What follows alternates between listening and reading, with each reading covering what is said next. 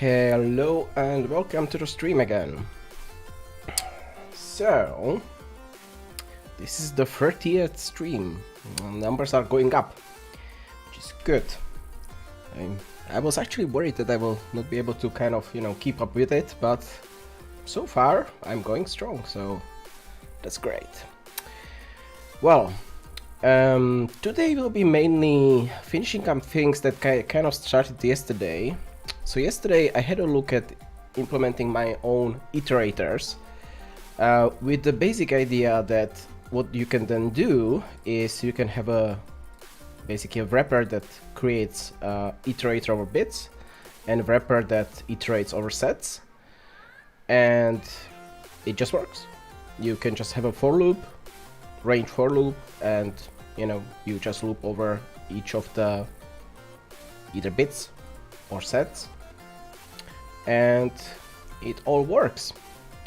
So today I kind of want to take this code, maybe clean it up very slightly, and actually move it inside of my bit set.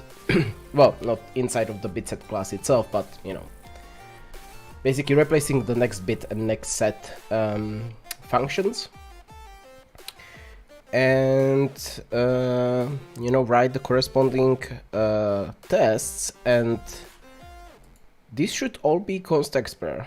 So this will go into the const expr tests, because we are not doing any allocation or anything. It's just chugging through values, so there's no reason this should not be const expr. And yeah, hopefully we can test that and everything will work. We ran into some weirdness yesterday with the operators and C++20. I'm still not quite sure what was happening there, but I really suspect it's just like plain a... Right now, the compilers are kind of supporting C++20, but there isn't, like, it's still pretty fresh. So, kind of makes sense. We are still in the year 2020, so, it takes a while for the standards to be properly implemented. But yeah, I mean, other than the weirdness with the comparison operator, everything was working fine yesterday. And once I have the iterators integrated, I can simplify all the code in the Sudoku algorithms. Like all these do while loops can basically go away and then just be replaced by a simple range for loop. And at this point we don't have to care about doing the next set correctly and not forgetting that, because we have a range for loop and it just happens automatically, so I always prefer code that basically cannot go wrong when compared to code where you can make many mistakes. So that's a definite plus for sure. And yeah, after that, this massive refactoring that I'm like in the middle of is slowly finishing. Like we are getting there. There's still quite a lot of work to do. I did break the get chains, but again, like the point here was that I needed the iterators to kind of not have to change all of this code drastically.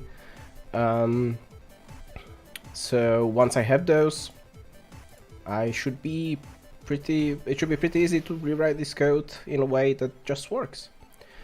Maybe it will even straight up work, I guess, because this one actually returns a bit set, so I just need to iterate over the bits in the bit set.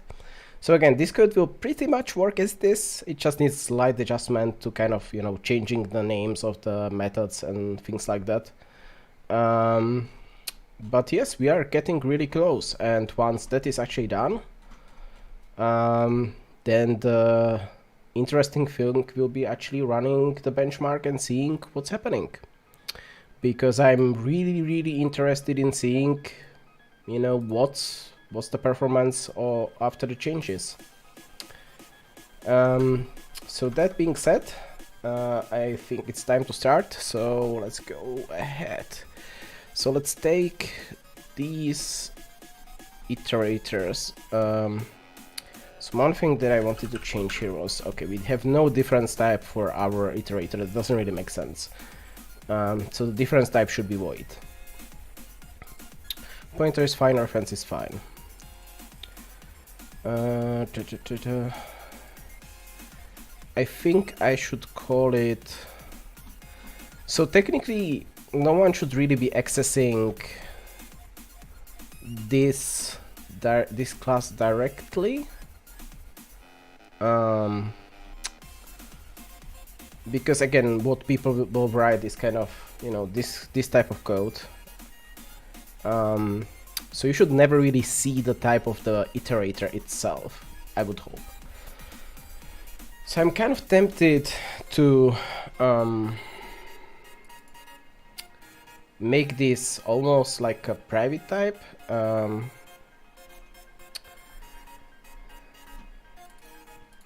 Or just hide it in a namespace.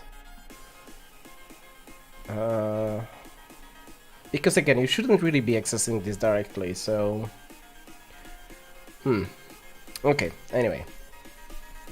Well, let's just get going. So, let's take this. Well, actually, let's take it with the bit iterate, so that's the wrapper that actually creates the iteration. Right.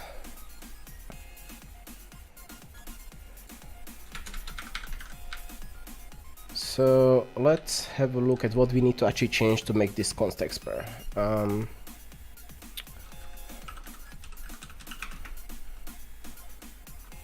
So this can be const expr. This can also be const expr. Okay, this was the thing that didn't work, but that's fine. These all are no discard const expr already. They should also be no except. Because there's nothing that can actually throw an exception. Alright.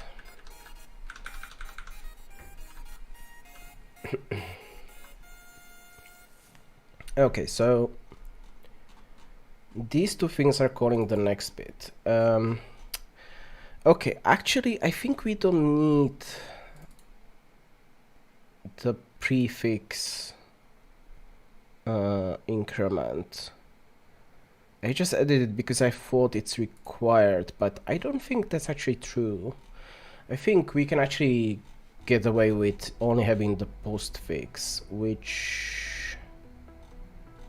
Okay, let's just test it quickly. So if I, over here, if I just comment out the postfix operators.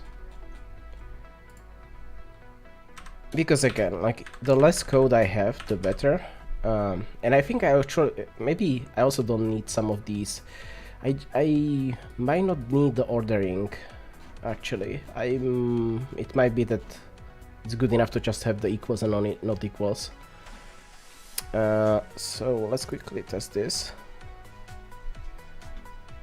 Next bit was not declared in this scope. Oh, okay, because now I kind of broke this class, right? Okay. So let's just comment this out as well for a bit.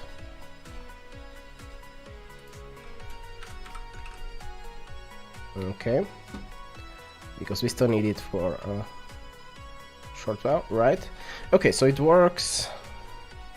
It works just fine with just the postfix increment only. That's good. So can I also get rid of the ordering just by getting rid of this comparison operator?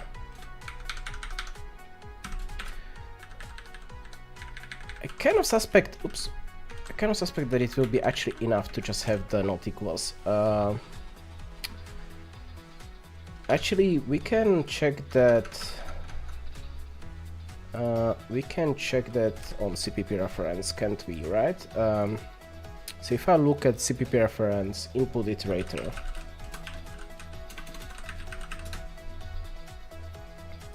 no.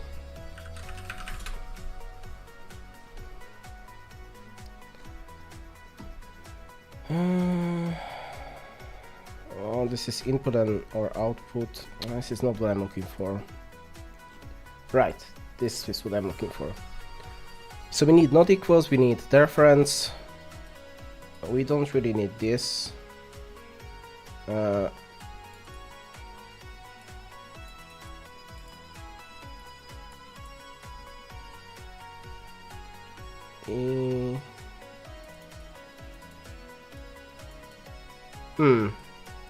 Yeah, not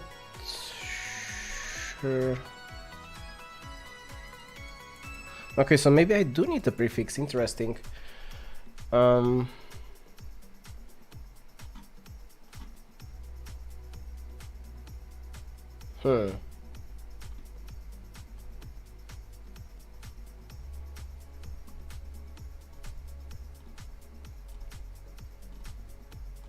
Okay. But weirdly enough, I don't... Well, so, yes, so this we don't need for sure. So we just need the not equals. But we might need the postfix. Okay. I guess that would satisfy the requirements at this point. Okay. Let's do this. Yeah, so this is working fine. Yeah, so let's just get rid of this then, and I will keep in the prefix increment. But again, I'm really thinking that it might not be needed, but we will see. Right. So let's go back to the bit set. So this we need. These are the tags, type tags for the iterator. This is const expr. We don't need these two. We just need this one.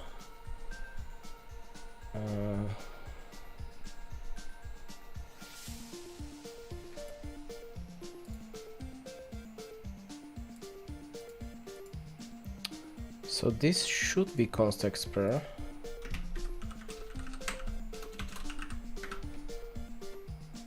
Okay. This also should be const expr.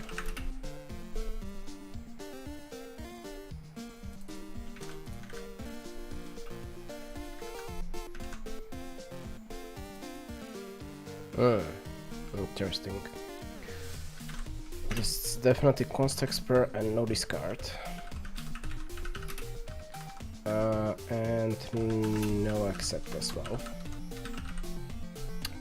Oh, and these are also no accept for sure. What else? I think that should be it. Now, the one thing I'm actually not sure about with const expr is whether I can do references and const expr. I need to double check that. So const expr function must satisfy the following. It might not be virtual, it must not be coroutine. We are fine. So the return types must be return types.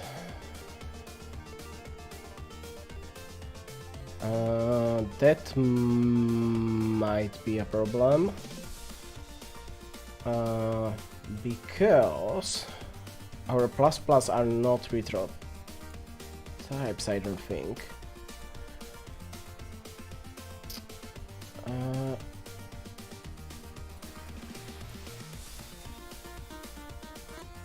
Well, technically,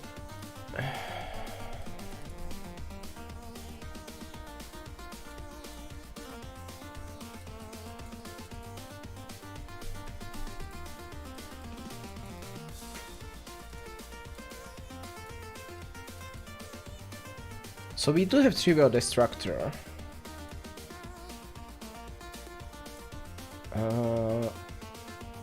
I wonder. Maybe this will work. Okay, I'm not quite sure. So the destructor will be definitely satisfied. That's fine.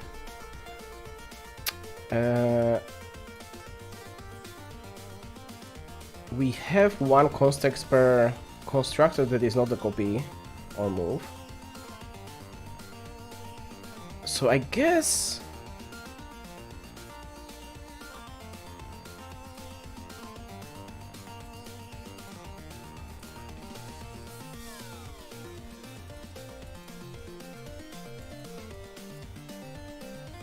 we should be able to satisfy this, I think.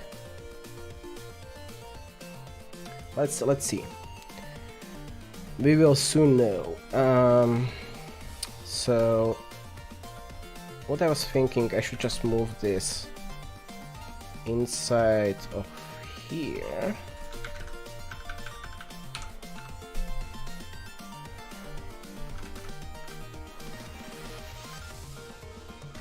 Well, actually I can just move it here as a method.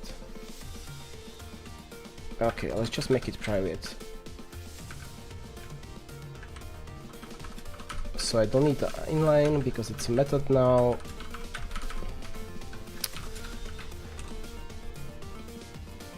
Okay.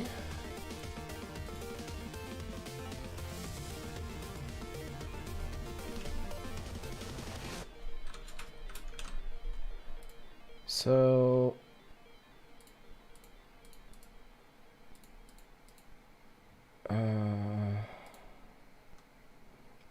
right, I don't need this. So, and I also actually don't need this. So this will just mutate my current. So let's do that, current.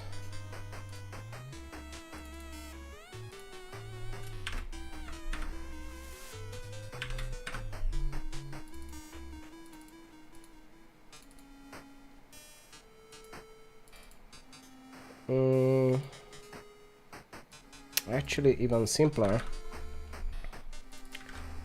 So my ether is actually the current, yes.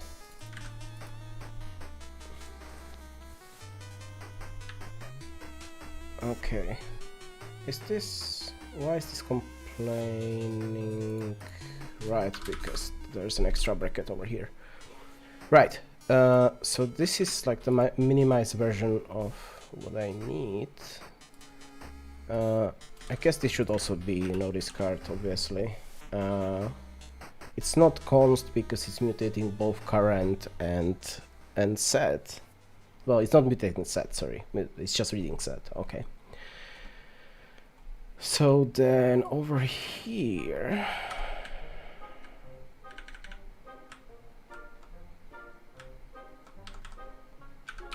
so actually what I want, IT next bit.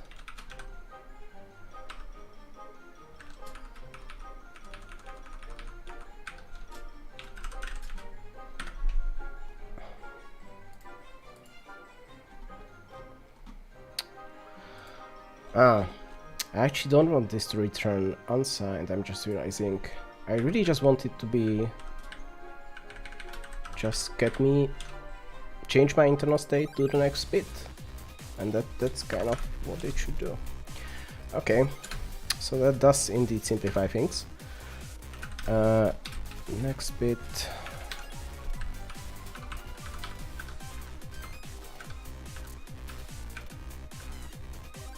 Yep.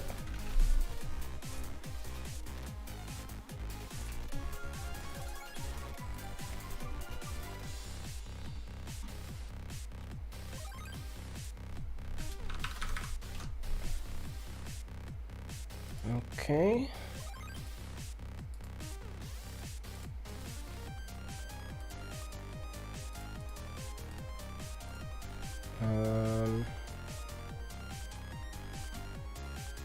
Then over here, so this should definitely be no discard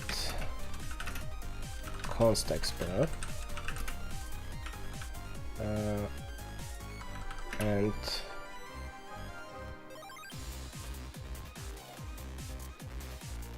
so these actually are const, weirdly enough.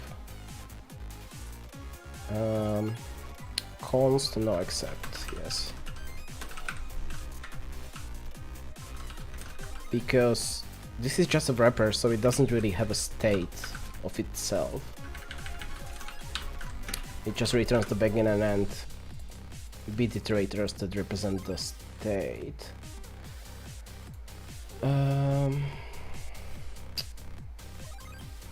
Shoot. Okay, so here I'm actually using the next bit.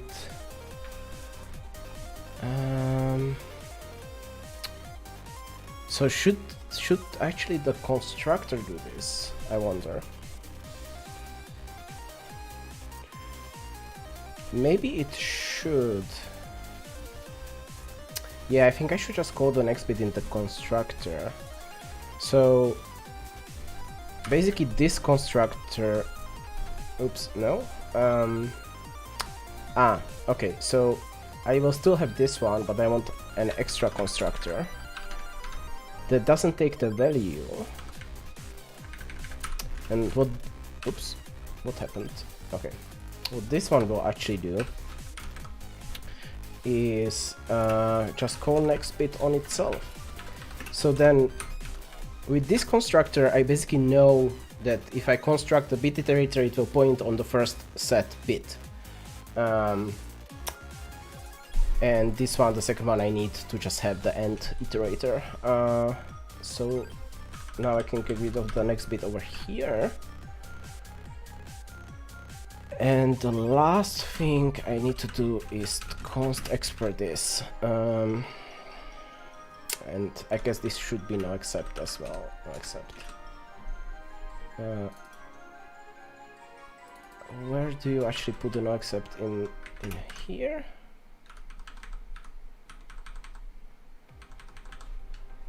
Yes, okay. So at this point, this should work with const expert. I'm kind of hoping. I'm not 100% sure if this will work, but let's see. That's why we have these const expert tests. So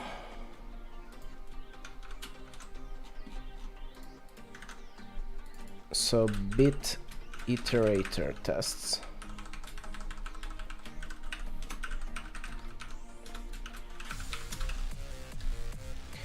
Okay, so we want to start with some sort of a bit set, so let's just do something like this. So this is a bit set that has the first 5 bits set to true, or 1, whichever way you want to think about it. And actually the first in this case means it's always the least significant. That's how we build up from the least significant up. So now I want to have a const expert. Is a const expert for loop a thing? I don't remember. You can have const expert ifs, definitely. And you can do a function that has a loop in it that is const expert.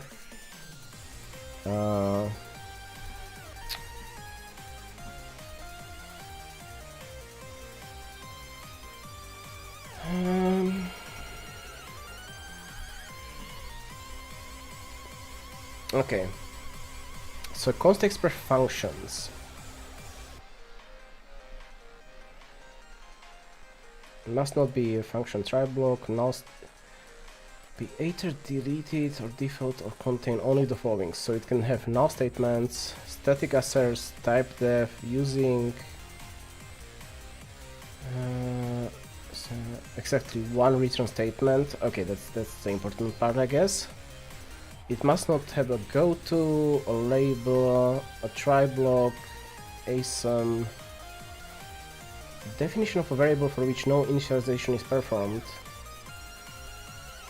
Oh, but these are until 20, so this should not be a case, I guess. Definition of a variable of non-literal time, so we should be fine here. Definition variable of a static or thread storage duration. Okay. Yeah, so I guess we should be fine here. But I mean, I can actually, so what I can do is const expr auto iter, and I can just do bit, what's it called? Bit iterate. Yeah, bit iterate. Bit iterate over the set dot begin.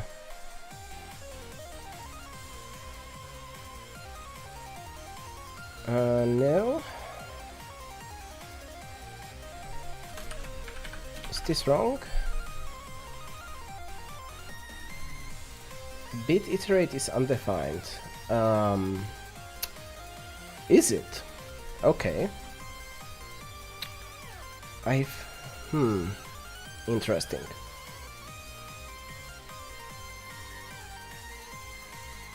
I mean, it does take a bit set.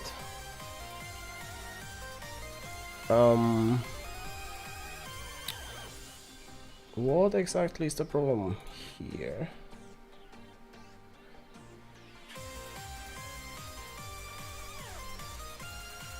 Okay, let's go to const expert tests. Let's try to build this.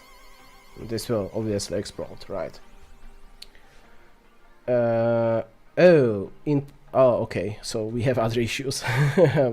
We forgot the iterator include over here. Iterator, right? So, what now? Right, because we broke this functionality. Shoot. Right. These next bit tests are now broken because I changed things around. So actually let me just comment this out because we'll be replacing this anyway. That's kind of the entire point of me doing these iterators and things. Right. So, const expr test. So const expr expansion of begin.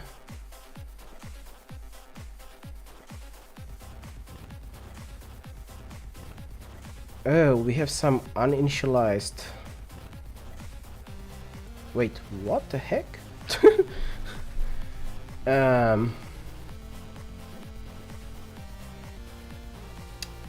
Interesting, that actually looks like a bug in my code. Wow.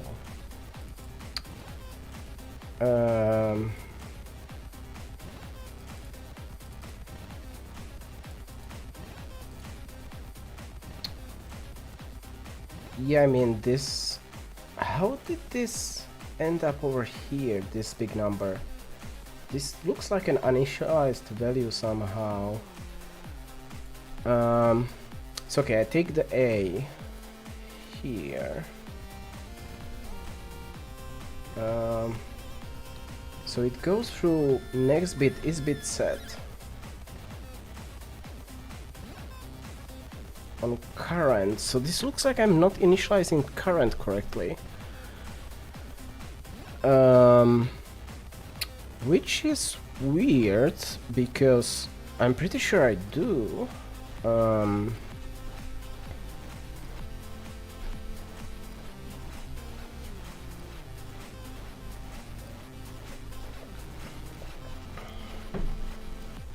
Let's see.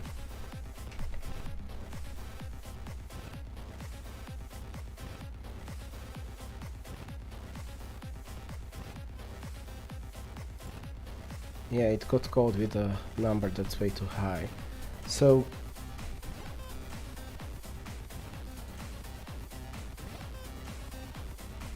Um,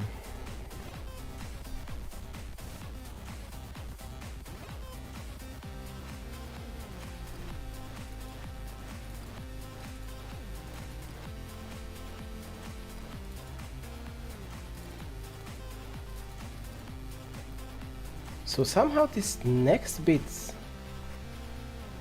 broke it. I mean, I'm starting with the current value 0. So how would I end up with such a high number?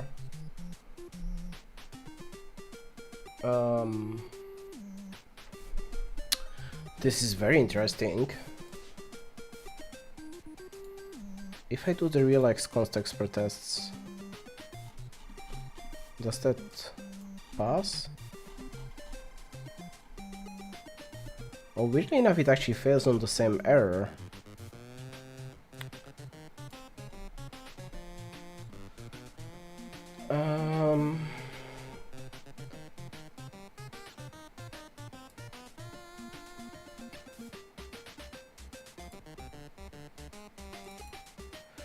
Oh.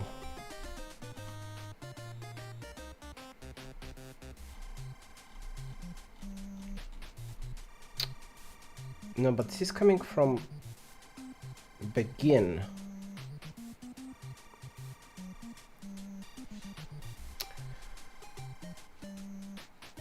What the heck?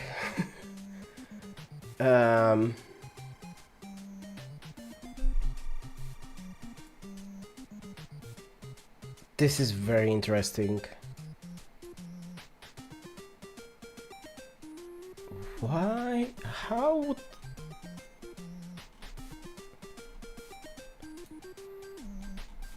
I mean, I'm really pushing the language to its limits, but I don't think this is actually a problem.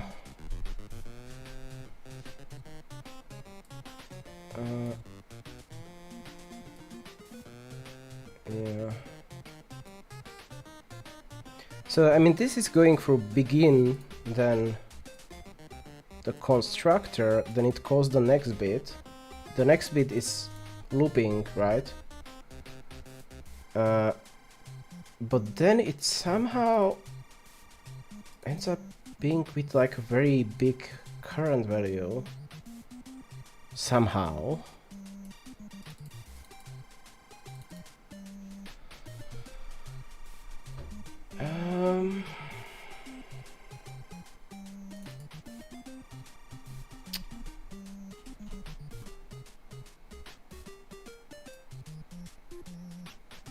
$275.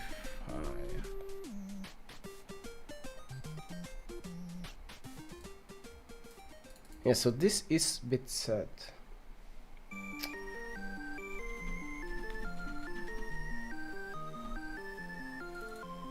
So is bit set. What does is bit set do?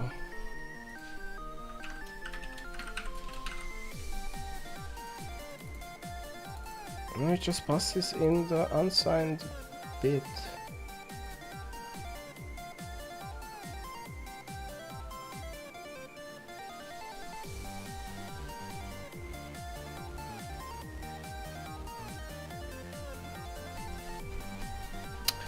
This is very puzzling. I will just try to do this. I mean, technically this shouldn't change anything, obviously, right? But maybe?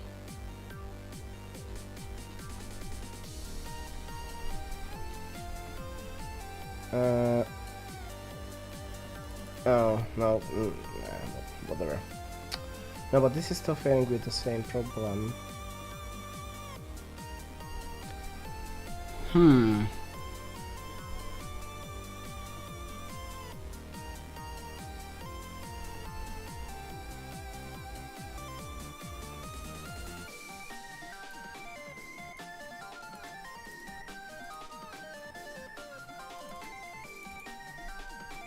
I mean, it's almost like the max doesn't get set correctly.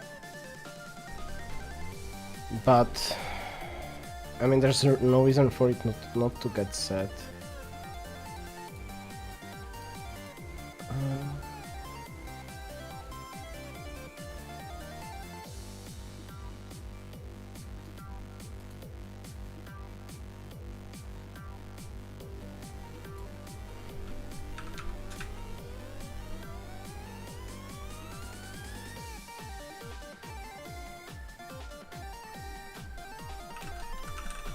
I mean, so if I just run this in the relaxed const expert as, right, and I just do require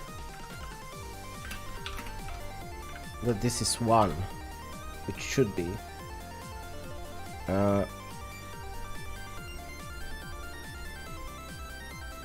I think now it will...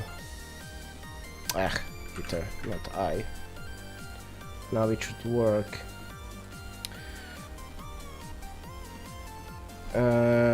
And I still have some old tests that need commenting out. Yes.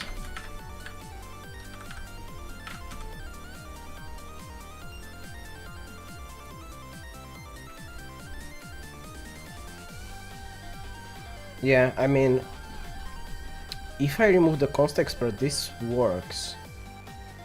So it's really the const expert that's causing this issue. So, am I really running into a compiler bug again? Oh gosh. Well, that's...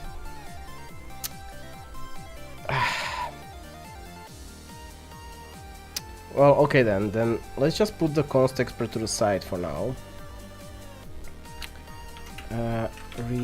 Reintroduce const expert testing for iterators.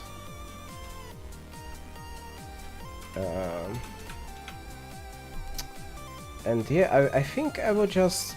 I think I will first ask on Stack Overflow about this. Because maybe I'm trying to do something a little bit too fancy. But this really looks like somehow things are not getting propagated correctly. And again, like it is just straight up works, like, you know, if I do just iter plus plus require iter equals 2. Like, this should just work. Or maybe not. What the heck? Okay. Well... Okay, maybe I do have something broken. What the heck? So, let's go back to the bit set.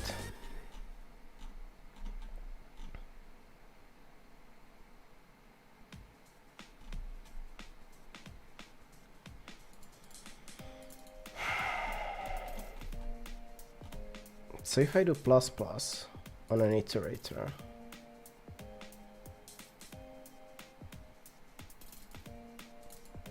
just calls the next bit and returns the iterator.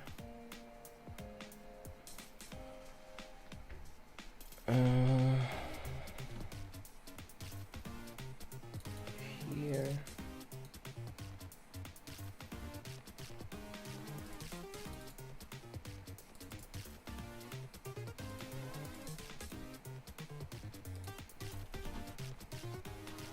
What the heck?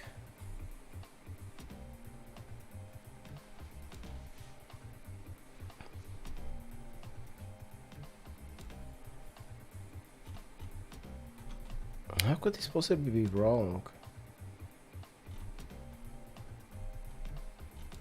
So this just returns current, right? So...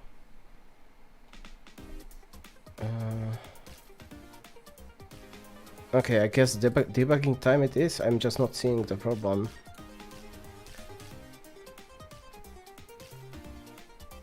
Right, so this is called from the constructor. Right, okay. So let's go. Okay. So now we call the plus plus. Wait, what?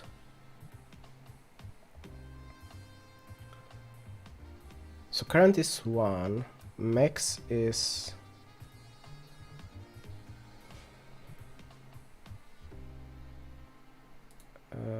I did break it. Okay. Yeah, that was a very silly mistake. Very silly. So, okay, so now this is actually passing. So let's go back to the const expert. Maybe that was the problem all along, that I just broke it. Oh yeah, and that would basically... I'm still not sure where the big number is coming from, but I guess I can imagine that, like, because this is never really advancing, it would just break. Yeah, the error was very weird still. Okay, let's just do this and do the non-relax const expert tests.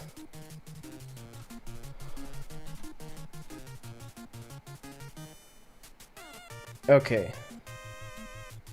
Bit iterator 1 is not a constant expression. Okay.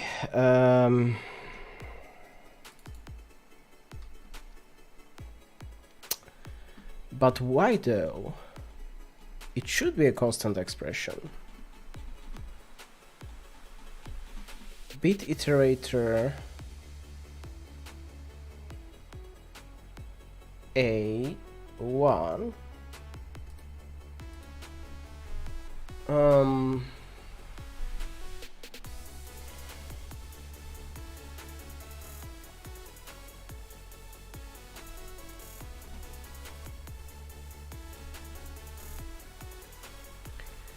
I mean, one alternative would be just take this by value, not have a reference. Which, I mean, it doesn't particularly matter because essentially the size of the reference should be very similar size to the actual bit set.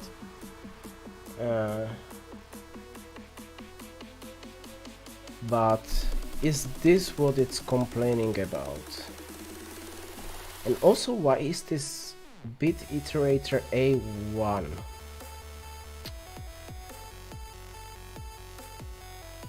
Bit iterator A1. How do we end up in a bit iterator A1? That's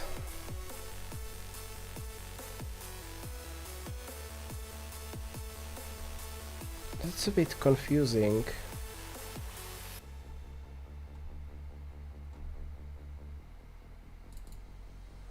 I mean, backend shouldn't... Yeah, so backend should just be return...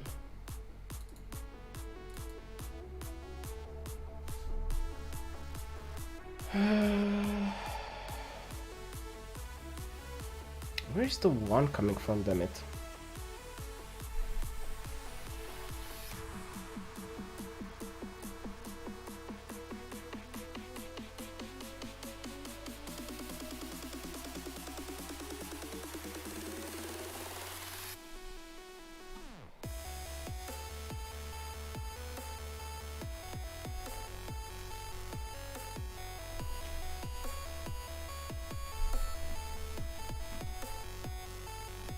I mean, next bit is a const expert function.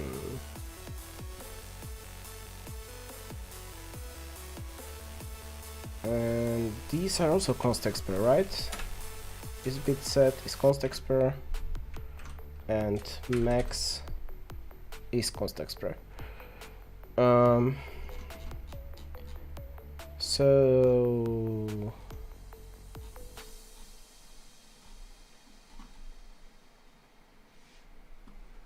huh.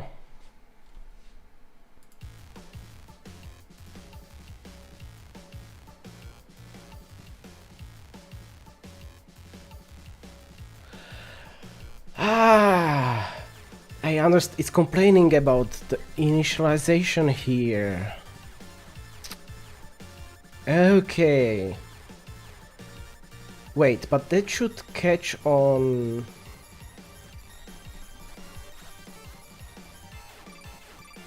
That should literally be called by this constructor, no?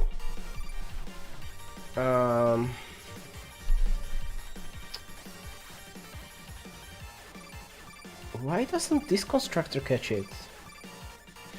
Yeah, so I mean this is complaining that when I write bit iterator A1, it's not a constant expression. Ah, damn it, I don't know if it's because of the reference or something else. Okay, let's try to get rid of the reference.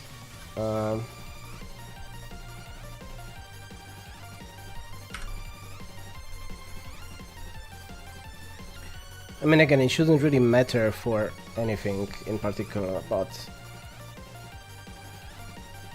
I really don't know if it's the invite constructor. It probably meant bit iterator const Sudoku bit iterator. Ah, okay, so yeah, copy constructor has to be, yes, obviously. That was like accidental delete.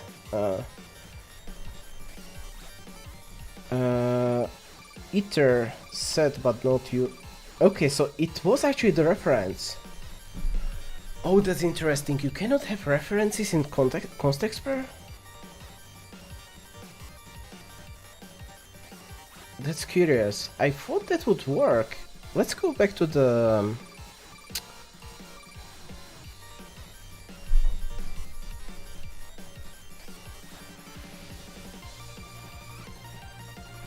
Oh, is it because...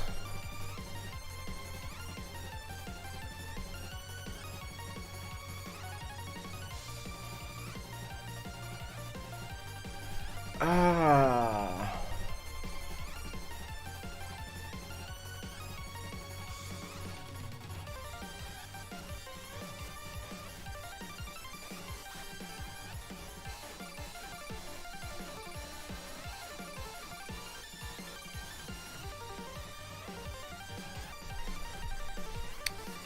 Yeah, I think we are getting screwed by the literal type requirement. Come on.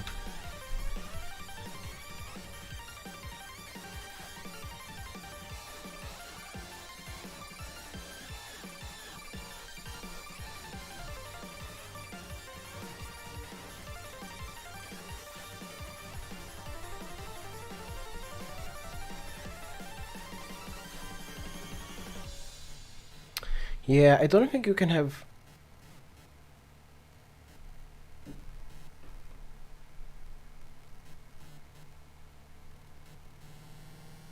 But that's so strange. I mean, not having the ability to have const references sounds really curiously weird to me.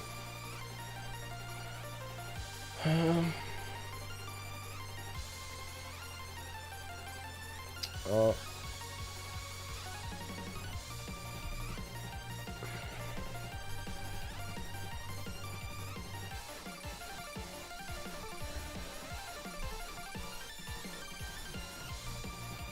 Okay, let's just do a test of this, because I really want to understand this properly. So if I just write like a simple const expr function, right? So const expr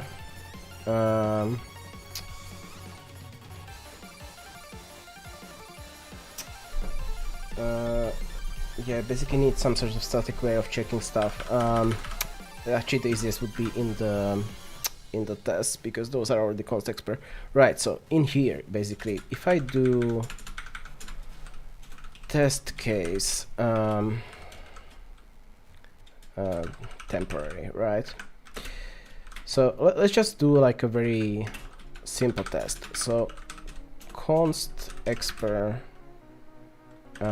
void function that takes a const int reference And basically I want to have static require r is 10 over here, and then I just call it so f, so yeah, okay, so let's just call it the literal. Let's have const expr a equals 20. Well, let's make it 10 so it actually passes, right? F a. Okay, so if I do this, will it complain about this function? Indeed, non-constant condition for static accession. Wow.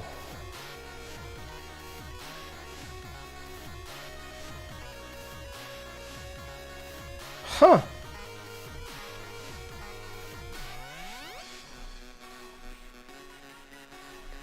So I honestly would not expect, like, it's weird that you cannot have const references. Like, I kind of understand why, like, obviously having proper references would be weird, because then you can mutate state outside of the function, which is extremely weird for const expr. But not having the ability to even have a const reference is a bit weird to me.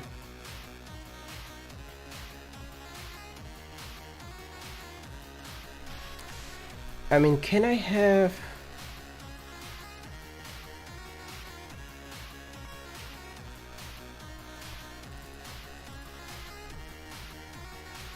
I mean, if I just change it to int, it will work, right?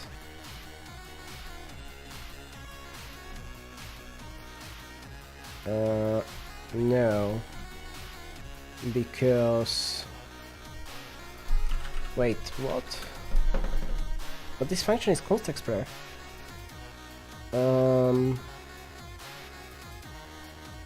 Oh, but this is getting evaluated in the wrong context. I cannot do it like this. What I actually want is this return. Yeah, this is what I actually want to test. Okay, return r, and here I can do static require. Okay, like this. So now, okay, so this, because this thing can be evaluated in a const context. So now this works. So if I put a reference over here, will it break? It will not. So the problem is elsewhere.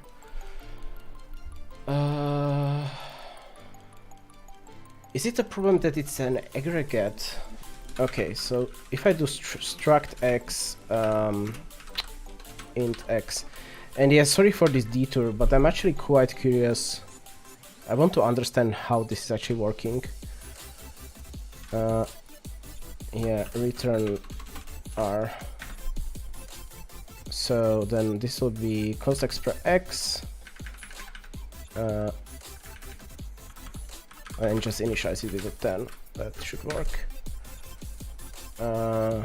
So pass in an x with a 10 and then an a. Static require dot x equals 10 dot x equals 10.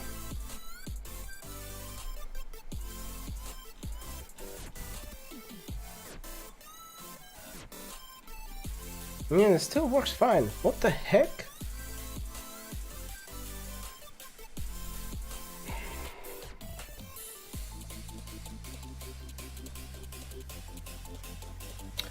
Why doesn't it like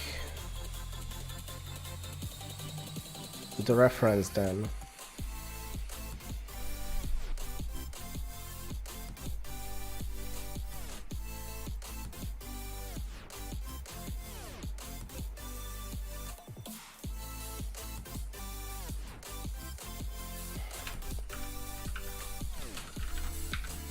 Is it because I have non-trivial constructors that it doesn't like that? Like if I put in, you know, something like this.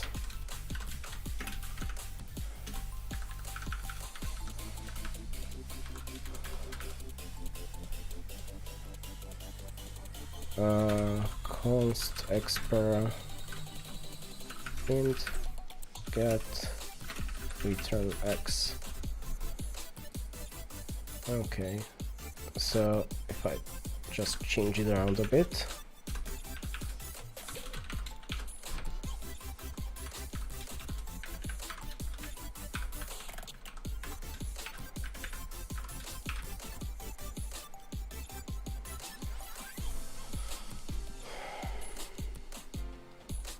No, this still all works just fine.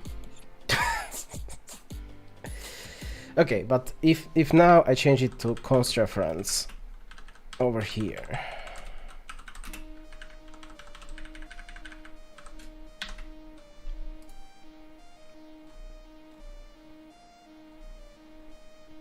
I mean, this should still all work.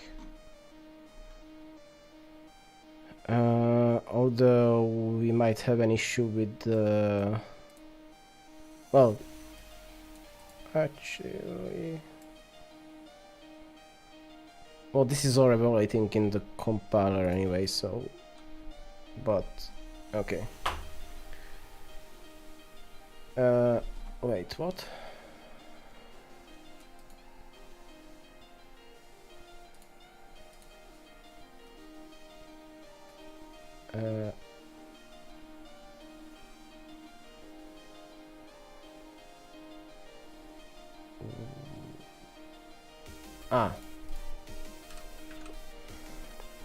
I'm like staring at it and not seeing that I have a typo. Right. Yeah, so this is now a problem. But that's okay. Let's just get rid of this.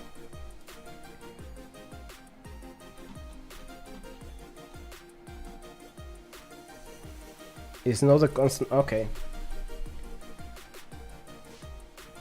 So it explicitly doesn't like the fact that I'm initializing the object with the reference. Even though it's okay, like context, it's okay with references in a const expr context, it doesn't like me storing the reference. Which I find weird, like why would this not work?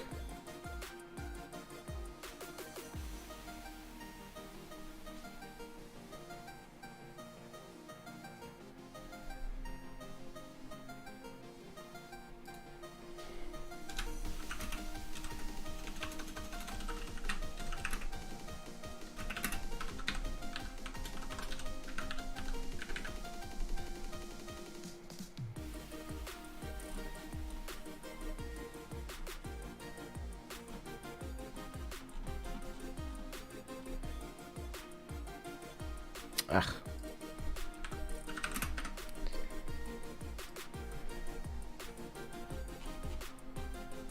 Yeah, no, it really doesn't like this.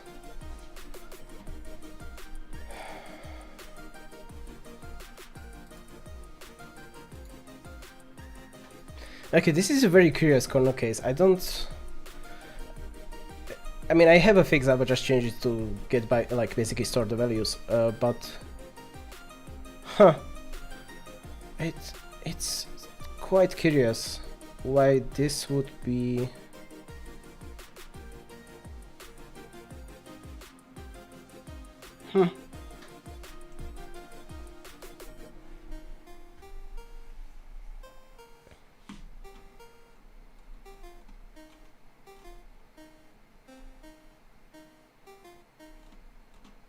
Yeah, I will need to ask people on Stack Overflow what, like, if this is actually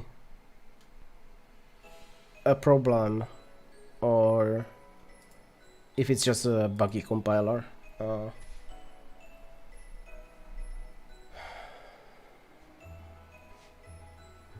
But yeah, it basically doesn't like it on either side. It doesn't like it in the constructor. It says the constructor is not a constant expression. And it doesn't like the get either.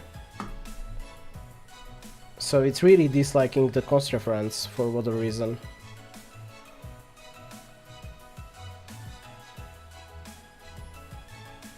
But I mean, having a const reference sound like, why would that be a problem in a const expert evaluation context?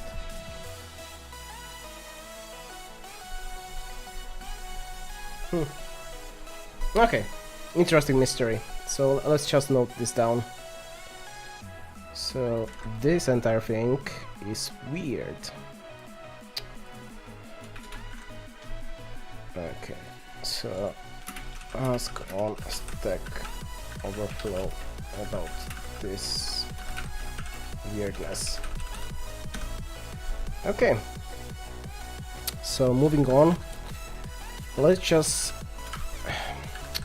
I'm not super happy with the idea, but I mean, again, it shouldn't really affect the performance, hopefully, because the size of the reference should be the same as the size of the...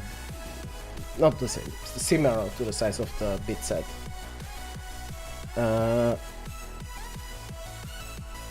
The bit set basically has like in one extra 16-bit, no, 8-bit field. Where was that? It was over here. Right. Okay, so we have the bit set. Okay.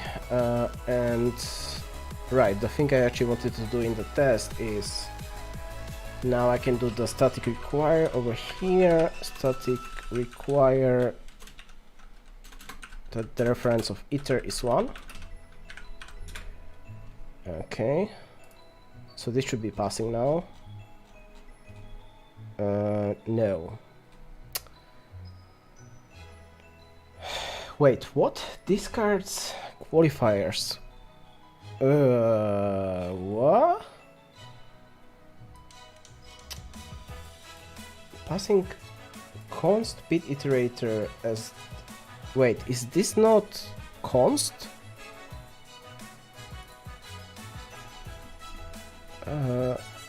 Oh, it's... Why did that... Okay, that's a mistake on my side. That definitely should be const. And it should be over here. Because we are returning literal value, so why would it not be const?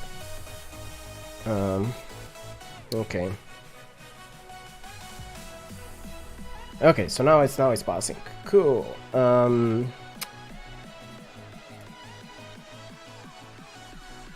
Okay, then... Oh, shoot. How do I actually test this properly?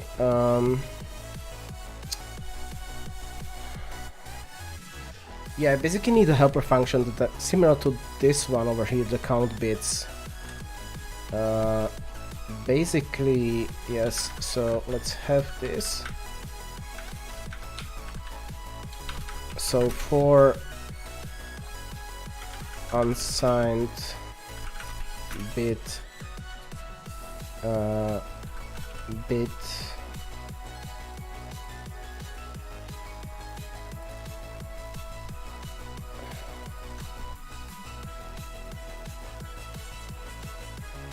so okay, so this will take the bit set.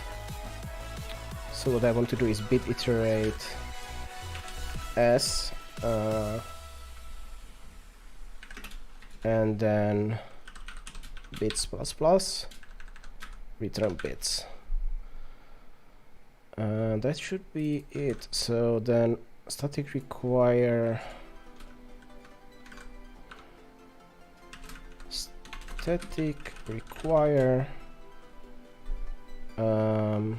count bits on A is 5. So hopefully this still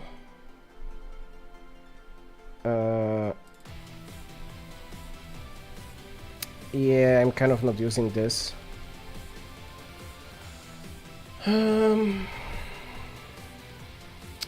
Well, I kind of This will probably not work, right? Like it needs to have a variable. Yeah. Damn it. Sure.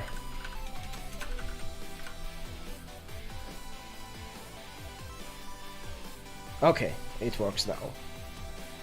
Ugh, need to jump through so many hoops.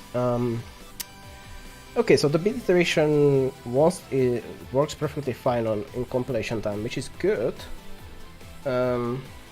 Because that was actually what I wanted to do, is kind of for the killer Sudokus during the compilation I kind of want to generate sets of things, and I will need these bit iterations and the set of iterations to actually work as const expert.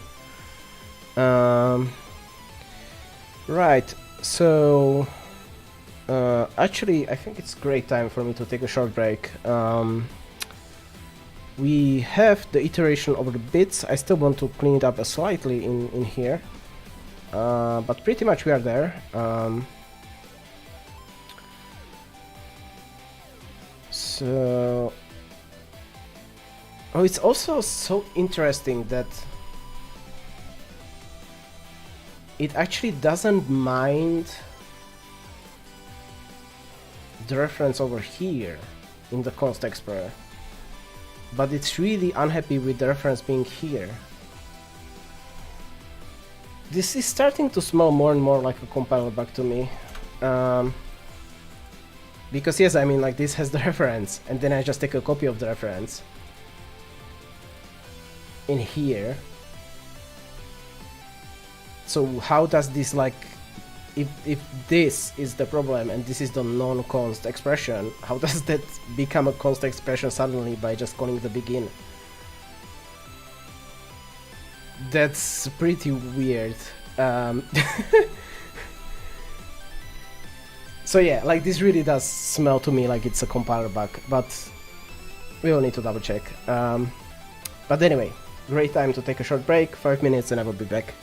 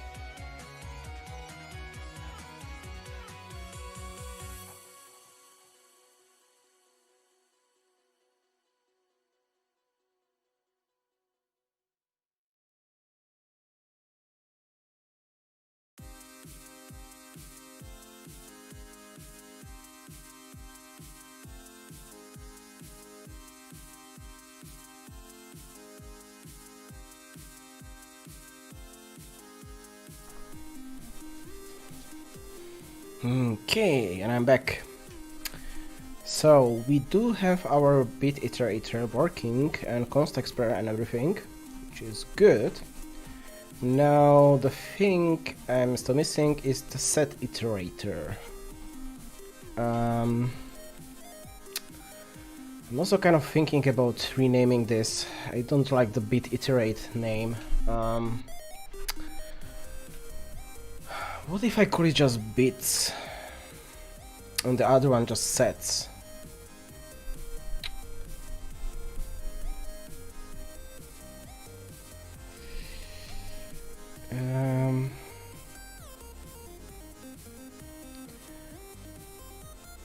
What I could also do, and that might be neat, is like thinking of the use case. It's kind of I like always obviously this is initialized with a bit set, right?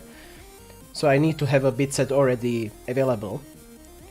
So one alternative could be is just have it as a method on the bit set. So then you would basically have something like this, like a bit set a, and then a dot, sets. So basically for auto set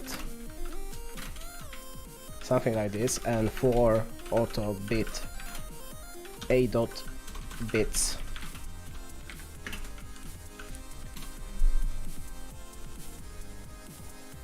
Instead of like right now it would basically look like this: auto set iterate a.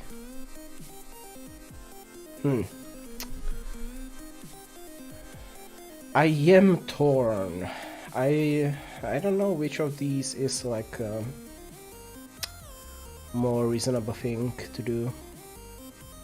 And I do need to have it, so I cannot have begin end directly on the bit set because I need to distinguish between the two types of iteration. Because obviously they generate completely different things as they iterate.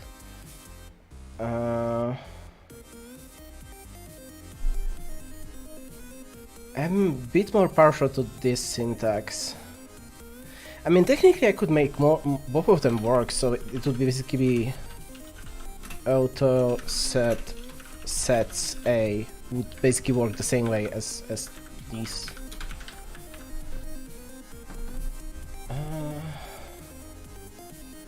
Right, that basically means I need to have a type sets. So I would basically rename bit iterate to bits, and then I need to have a bits method on the set. Yes, on the bit set.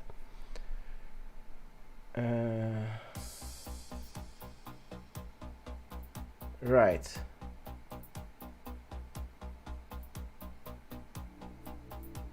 Yeah, I kind of like that.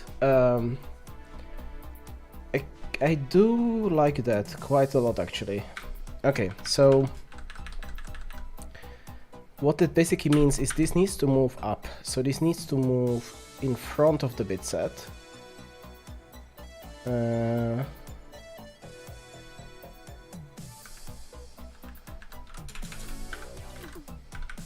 Yeah, and one thing I'm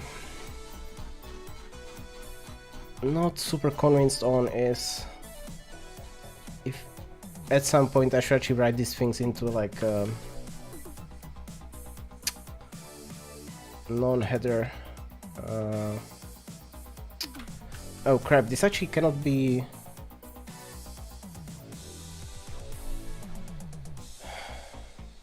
So this needs to be after the bit set because this is actually using the bit set as a member, so it needs to know the size of the bit set. Oh jeez, okay, this is getting a little bit awkward. So what does this need? So this just has a reference to bit set. So okay, so let's just do class bit set over here. Okay, yes.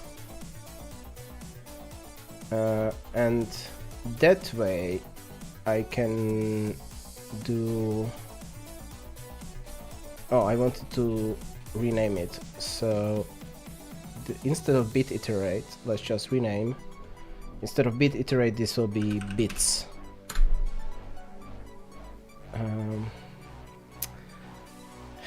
Maybe I should call it bit set bits.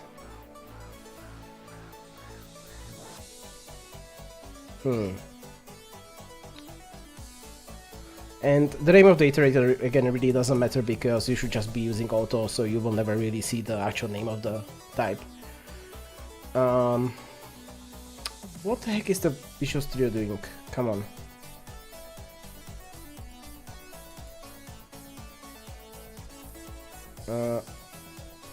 Yeah, I have no idea what just happened. Yeah, let's just call it bit set bits.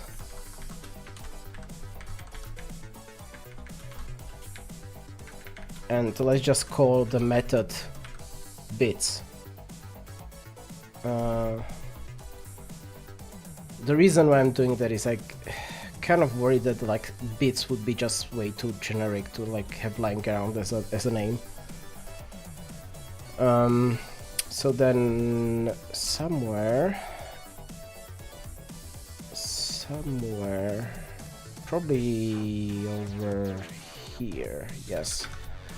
So return a bit iteration wrapper.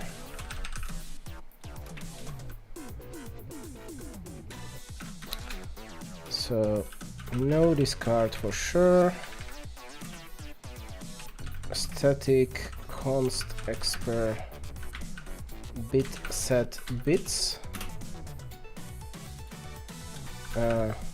bits, and this will just return it's definitely const, no except return no, it's not static, that's wrong.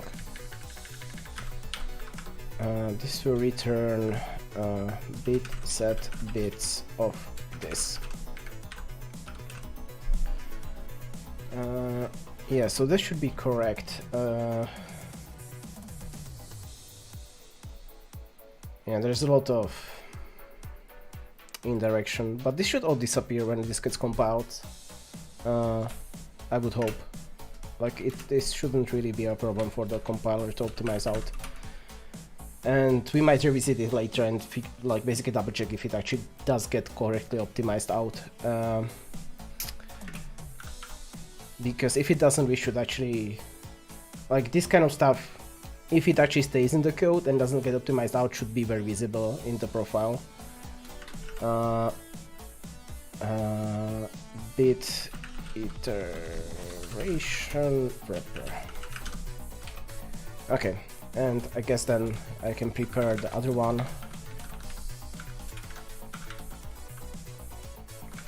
Return a set iteration wrapper. Set iteration wrapper. Bit set sets. Sets. Okay. So this should be good. I can just do the bit set sets over here, because I kind of know already what the heck is happening here. Except I don't remember the begin and end, so let's just have a quick peek over here. So the set iterate. Okay. This I need to copy. So. Oh, okay.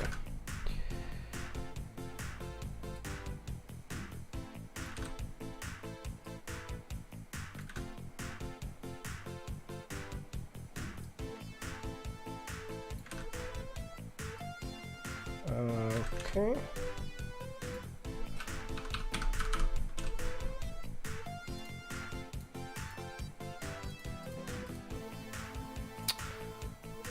Oh, so here we actually don't have a set at all. Right, because the set is actually generated automatically. Yeah, so this actually, yeah, right. The difference between these two is actually that this one actually does generate the sets. So what we actually want to have here is a range and size. Unsigned range, by default 9U, and size by default. The default doesn't make sense here, but sure, let's make it 9U as well.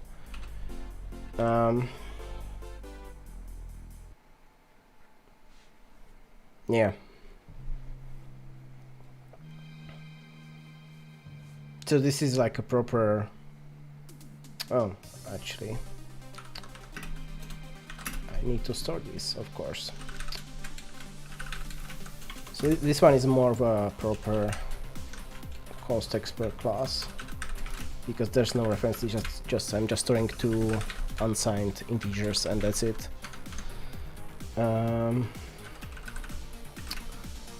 Range and unsigned size. Okay. So I still need to port over the set iterator. And again, that one will need to...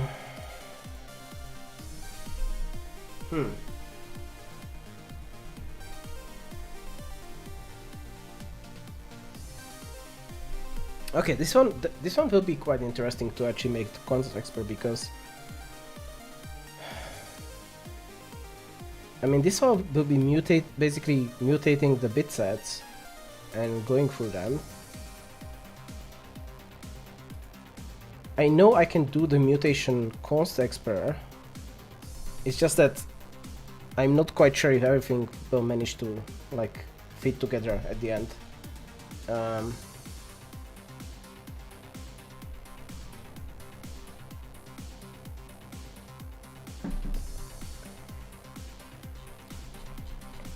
So then this method I wrote here is actually wrong. So this should be static, and it should just take the max and the number of bits.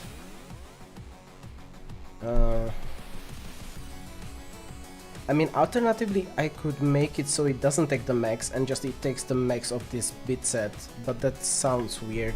So let's just make it, yeah, unsigned. Max unsigned bits. Bit set sets, max bits.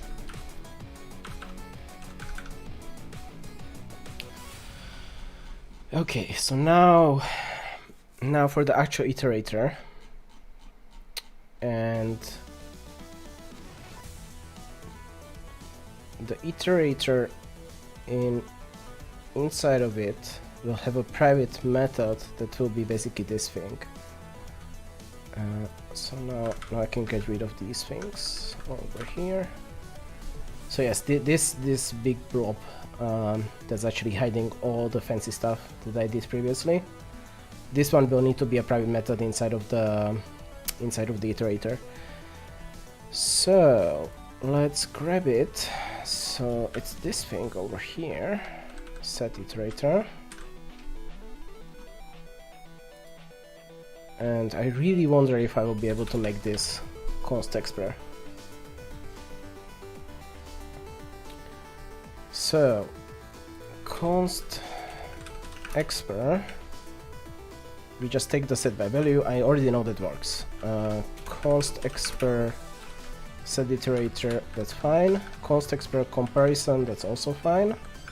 That should be definitely no except. And the constructor should also be no except, because why would they be throwing exceptions? There's nothing except no except.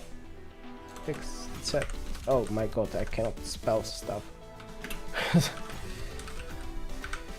Okay. The friend plus plus. Okay. So this is the next set. Do I keep it over here? Okay, let's just keep it as a thing over here. That's fine. So I mean,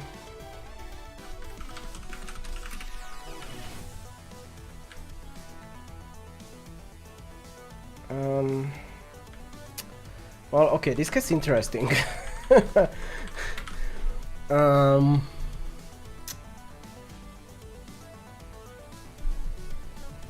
I mean, the postfix operator, I can grab a copy const expert, that's just fine.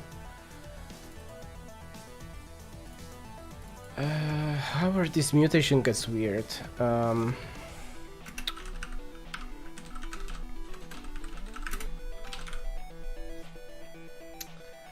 Yeah, I'm... How did I do this over here?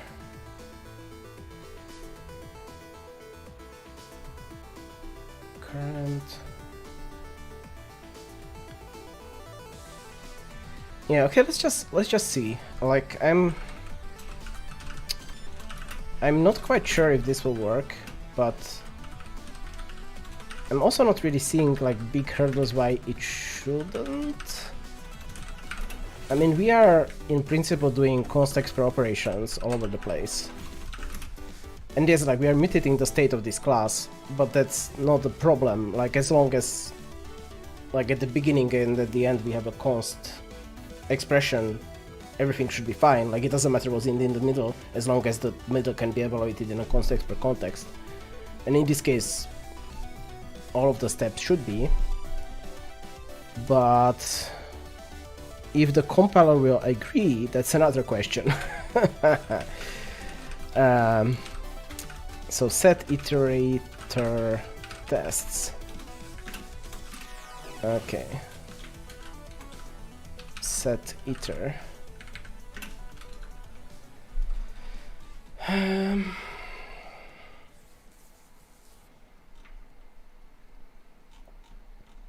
Yeah, so I guess let's see. So actually I wonder, so I should be able to actually adjust these tests to work with the iterators as well. Not just like that. Okay, let's see. So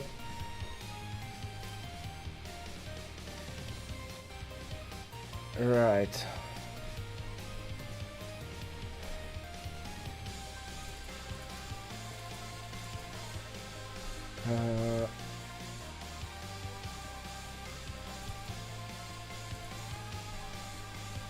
Yeah, I mean, this is basically just calling count bits. Okay, so this is fine. This test is not a problem. So this should all work.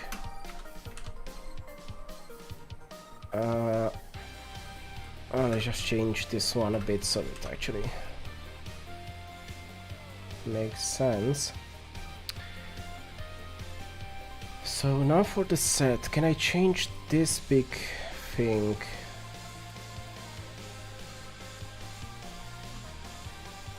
This will be slightly more tricky, I think. So bit set. Oopsie daisy. So I want sets now. So this should be returning an iterator. Okay, not like that. So this should be returning an iterator, so auto iter.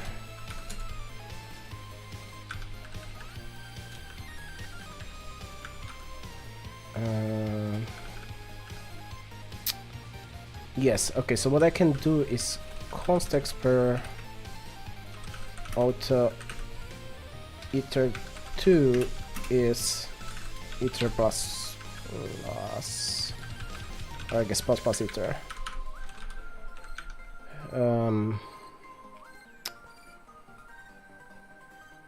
Ooh, okay, no idea if this will work.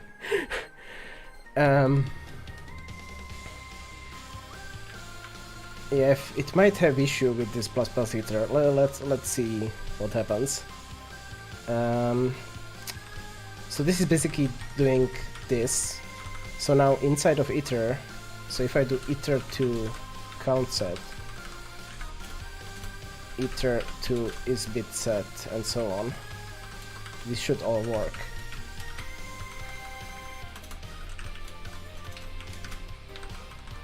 Oh, and I might not be implementing the arrow operator. That is an issue, yes. Okay. So let's see if this works. Okay, this context protesting is amazing stuff. Right, bit iterator was not declared at this.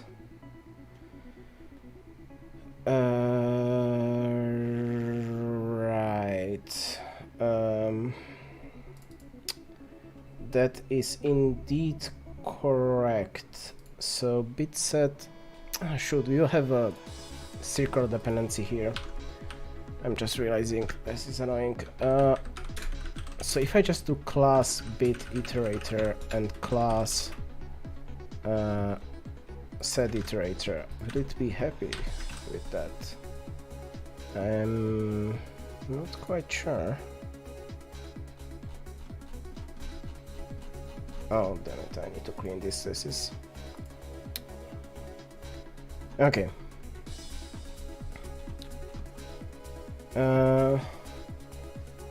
Yeah, invalid use of incomplete type. So it actually needs to understand the entire type over here. Oh, which is a problem because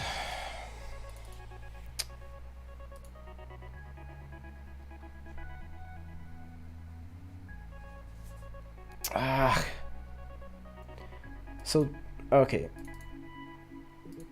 So what's the proper ordering here? So this doesn't need the bit set, so it can be after the before the bit set. But the problem is this needs the bit iterators and the bit iterators need the bit set. Oh, this is so annoying. Yeah, there's like a circle dependency happening here in between these classes. And I kind of introduced it by adding the methods. So okay, so I have to abandon my dream of having these methods, unfortunately. And then this can just move downstairs. Okay. Yeah, it's an unfortunate thing, but there's like no way around this, I don't think. You basically cannot have like three classes that kind of need each other to be completely defined. Well, I mean, you cannot have basically two of them is already a problem, right? Because like if A needs to know size of B and B needs to know size of A, like there's no ordering that will satisfy both. Okay, come on. Right.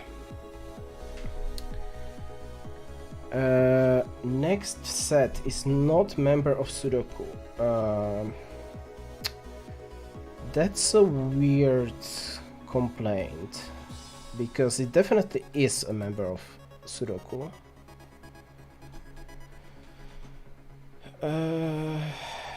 Yes, but it's being... Oh my god. Okay, so this needs to move up. This needs to move...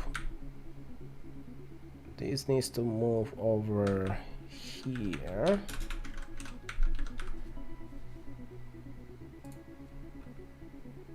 Yeah, this is... Partially this is because I keep writing stuff in the header and it's causing these issues because everything is very tightly bound. Okay, bit iterate was not declared at this scope.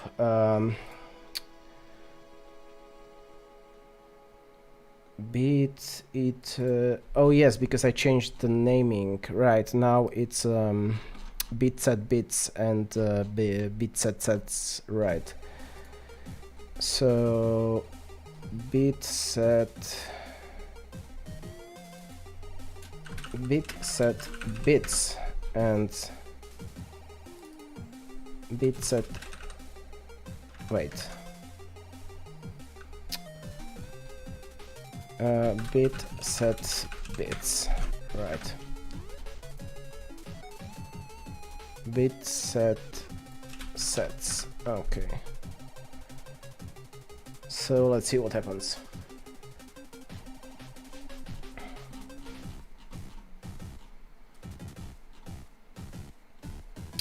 iter was not declared. Ah, yes. No match for operator plus plus. Operand type is bit set sets. Dot begin, obviously. Okay.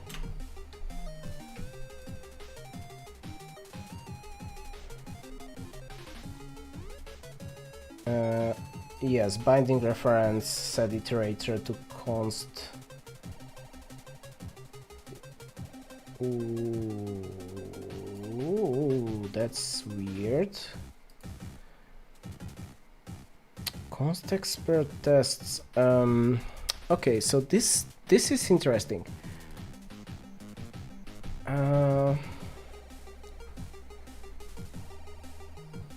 Right.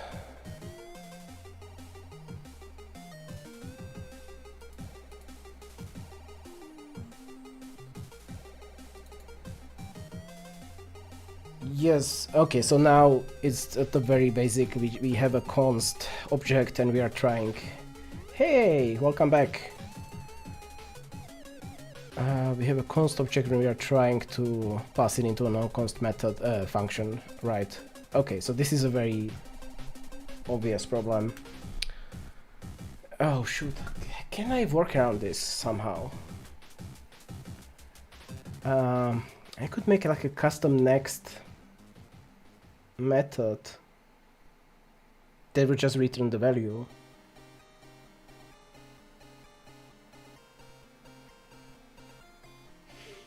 I mean, it would basically be just useful for the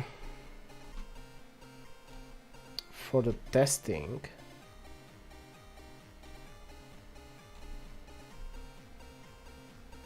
Or I could also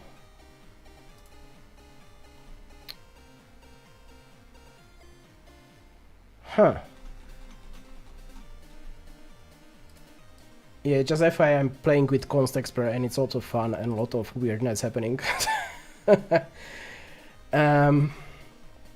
If I would just make a const expert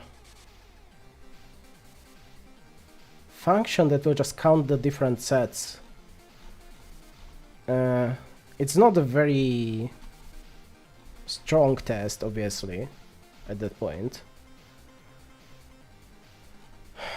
But I mean, I can test it non-const expert. Because like with this I will keep running into issues. Like there's no good way to... Like I would really need to have a method that basically takes the iterator and gives me the next iterator without mutating the current iterator.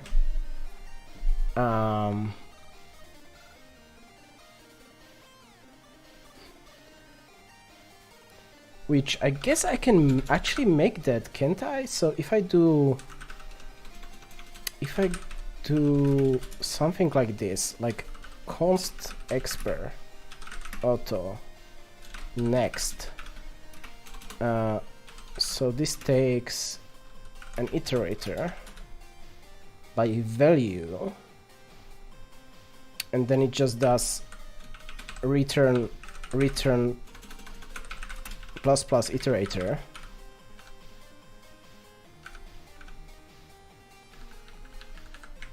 And if I use this instead of that,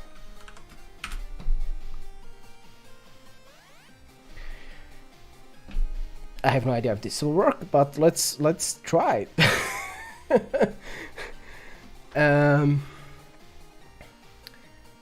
Holy shit, it works.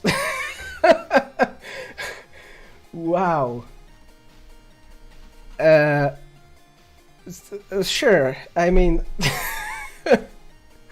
this is amazing. Like I am just shocked that this actually works. Const expert is so weird sometimes.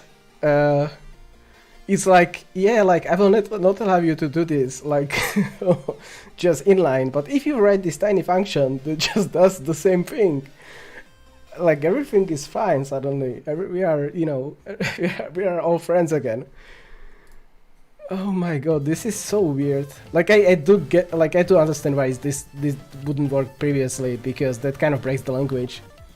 But I find it so funny that if you kind of hide the same functionality into like this tiny function, suddenly it works. This is so silly. Oh jeez. Okay.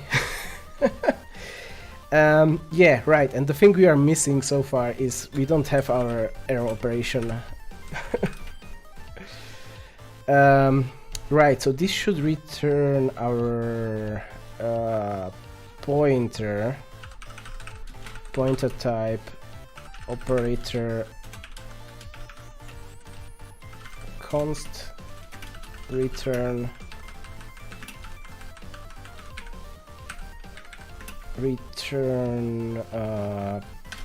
current.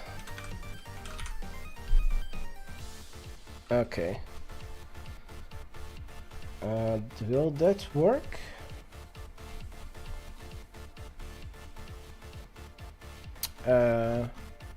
It's just called pointer. Okay, it's not pointer type.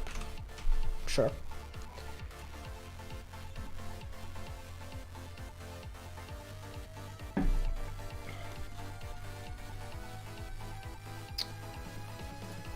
Ah, man, I keep making typos all the time. Okay, invite conversion from const. Yes, so this should be returning a const pointer at the very least.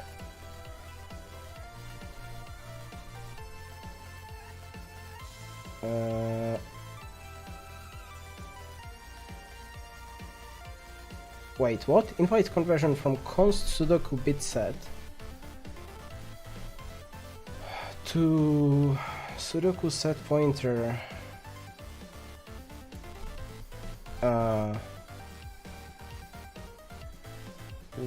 Why? Okay, let's just make it by hand. I'm not quite sure what the problem over here is.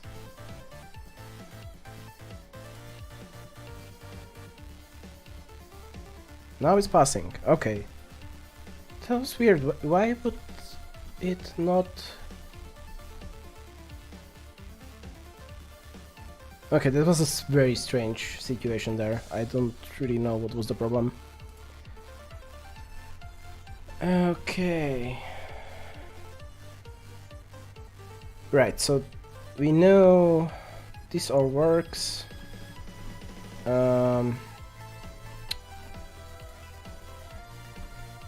And I guess we can do iter3 over here. Next iter2, and yeah, this should again work fine.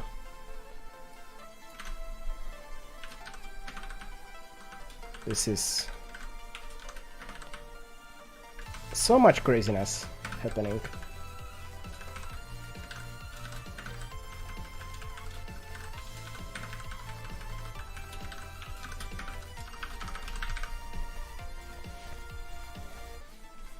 But I'm have to admit I'm having a lot of fun with const expert. It's so weird sometimes, but I mean,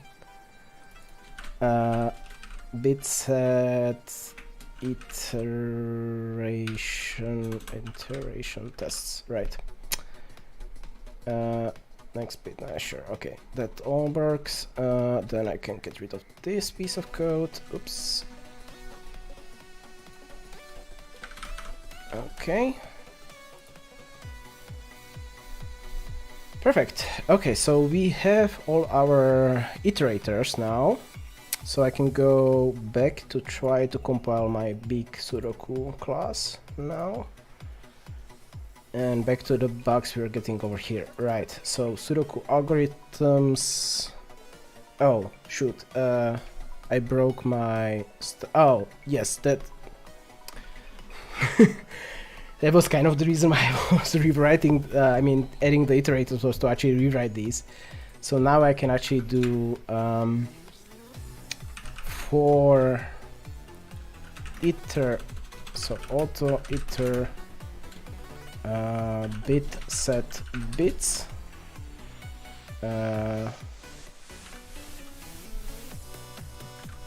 selector,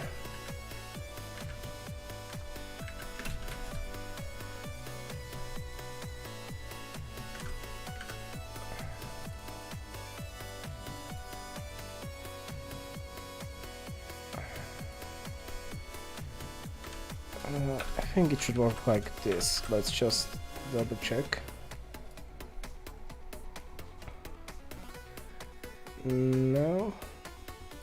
Ah.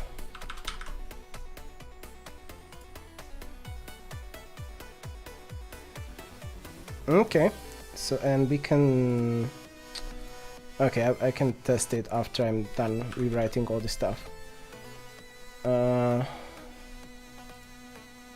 And yes, okay, so number positions. Okay, so this big do while loop. So this will be for auto iter is so inline, and welcome back, Sander. So inline is kind of a slightly overloaded term. Right now what it means is basically if the program sees multiple definitions of this function, it will treat all of those definitions as a single thing. So generally what will happen, it will just take the first one and discard the rest. Previously it had other meanings. It really doesn't have to do anything with actual inlining, which is a completely different concept. And it's unfortunately not the only thing in C++ that kind of went this way, like volatile is kind of in the similar situation right now. But really this just means like, essentially if you write any implementation into your headers, since your headers get injected like all over the place, and then you can have like multiple, you know, places where the function definition gets inserted, we need to mark it as inline, because that way when it gets compiled, the compiler and the linker will just go, oh yeah, okay, you marked it as inline, so all these definitions are actually one thing. Which can of course also lead to interesting bugs if you actually don't have a single definition of the, you know, the one name. But I mean, you know, pick your poison, as they say. Right, iterate over bit set. We don't need this anymore.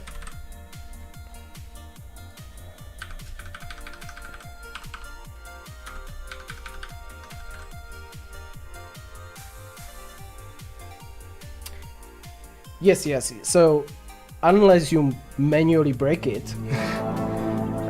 thanks for the follow, Sensor. So unless you manually break it by, you know, having different definitions in different places, they will be the same, because it's just like, you know, copy pasting of headers. This will all kind of get cleaned up once C++ has modules properly implemented, because with modules you don't do the insertion of the headers anymore. Like modules actually have like proper exports and everything. So we are heading to a more sane thing, but for now it's just literally the only thing inline says is if you see multiple definitions of this, you know, function, in this case solve naked groups, then just treat it as like it's one thing, and it will only basically get compiled once and linked in once, and everyone, you know, all the steps through. And yeah, so it's inline, static, volatile. At least those three have like meanings that have shifted.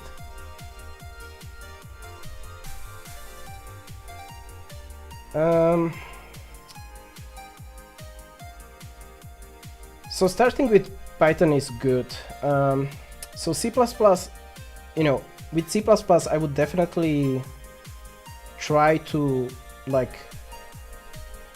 hunt for the good practices and just ignore the details. You will generally not need to dig into the details that much. Like if you just, you know, use the standard library And especially for like scientific computing, if you just especially there, you will be usually using some sort of like high-level numeric libraries and stuff like that, or like simulator libraries. So just try to kind of stick to the high-level C++. Yeah, like if you are trying to learn C++, just stay on the very shallow top level. You like, even for me personally, like I always need to kind of take a deep dive to look at things, because like right now I was reading how the heck does cont actually work, because I never used it properly, and especially not in these complicated situations. So you will always have these situations where you kind of need to deep dive into like a very specific narrow thing. But if you are learning C++, try to stay as high level as possible. And if you run into a situation where you suddenly need the details, well then, look up the details for this one specific thing. Don't try to like understand everything. C++ is super wide and super deep, but it's because it's like, I really call C++ the only actually universal language. There are other universal languages like Java, or technically also C# is kind of universal, but you get into weirdness with Linux and whatnot. And C is universal, but it's pretty low level. But really, C++ is really the only universal, like properly universal language where you can write like very low level things and also like very high level things at the same time. So because of that, it needs to have a lot of details in it, obviously, because otherwise you wouldn't have this range of functionality in there. But because it has this super wide range of functionality, if you are learning C++, you really need to kind of constrain yourself to like a specific area. And I can imagine that for some people, like if you are going to do like, I don't know, work on Internet of Things, like programming some chips, well, maybe then you don't give a crap about like the high-level threading functionality of C++. Maybe you will just be using the, like pretty low-level C++ things that kind of are very close to C. But, pick whatever is like closest to what you want to use and just concentrate on that. And whenever you need to deep dive, then just deep dive. But deep dive in like a very, narrow area. Don't deep dive across all the C++.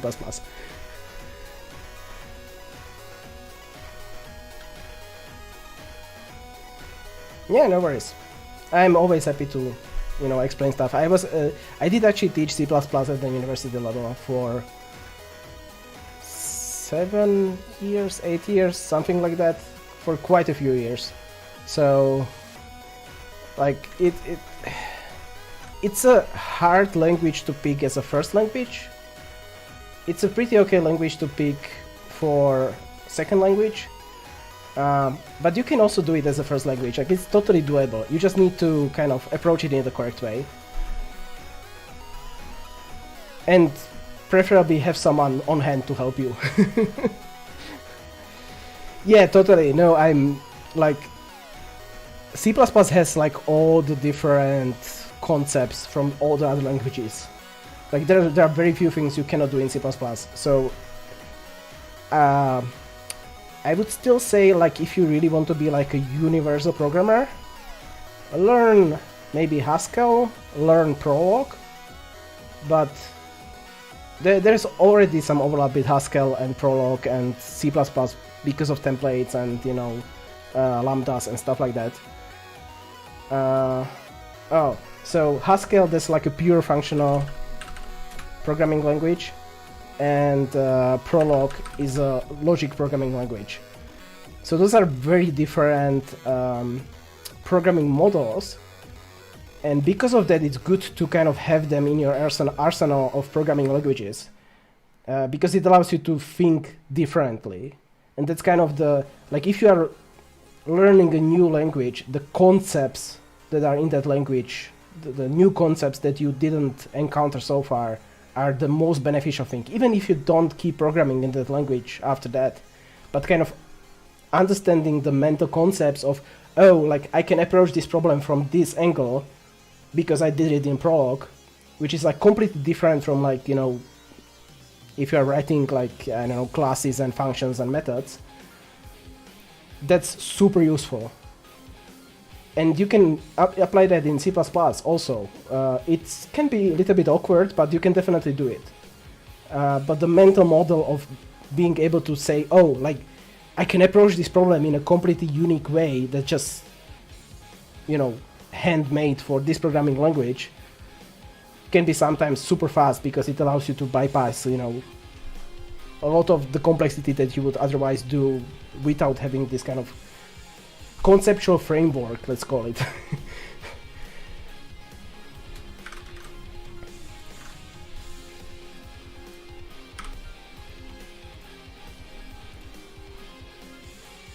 Yeah, no worries. I'm super happy to help.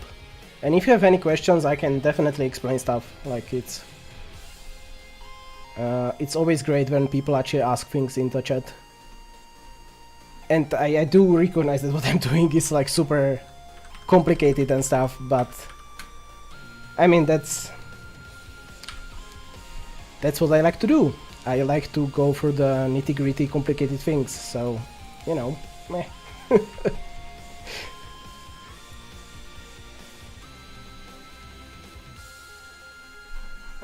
Oh my god, this output is really annoying. Oh, it's pretty hot. It should be, so it was raining yesterday, it should be raining tomorrow. That was pretty nice.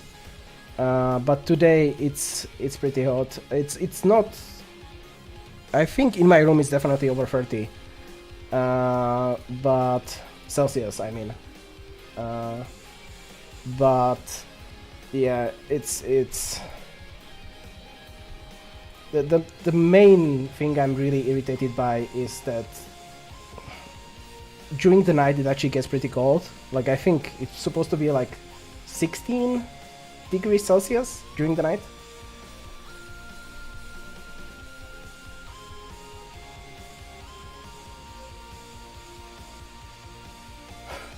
No, like, feel free to slow my progress. Like, it's, I mean, this is not like, it's my hobby project, you know. I'm not like trying to solve cancer here, you know. If you slow me down, it's not like you are not causing damage to humanity, you know.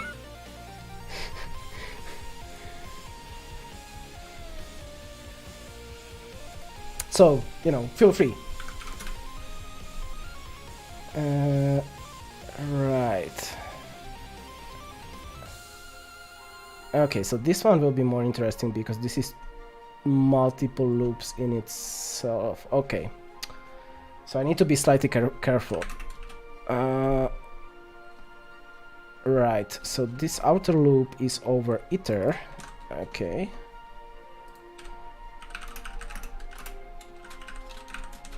Bit set sets with this. Okay, then I can grab this.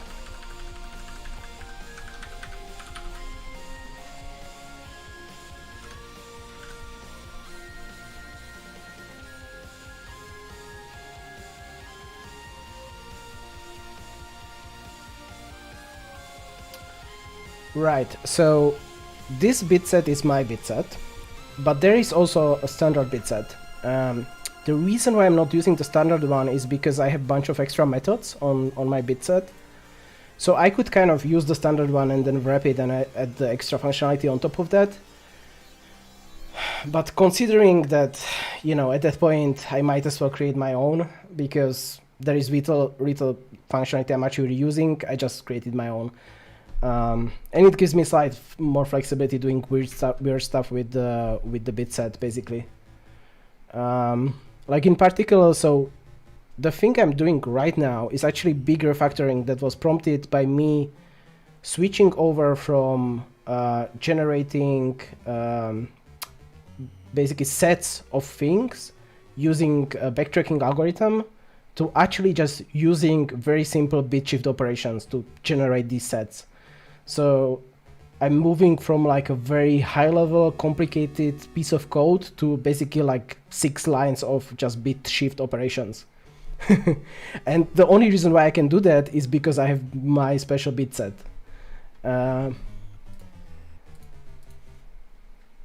Which is, yeah, this is the point where this gets very complicated.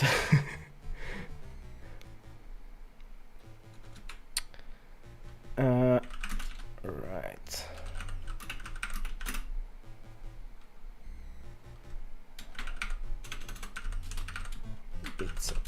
Bits over iter. So now we are iterating over the bits of iter. Right. And just like that. What are you complaining about? Oh, I think that's from the previous compilation. Okay.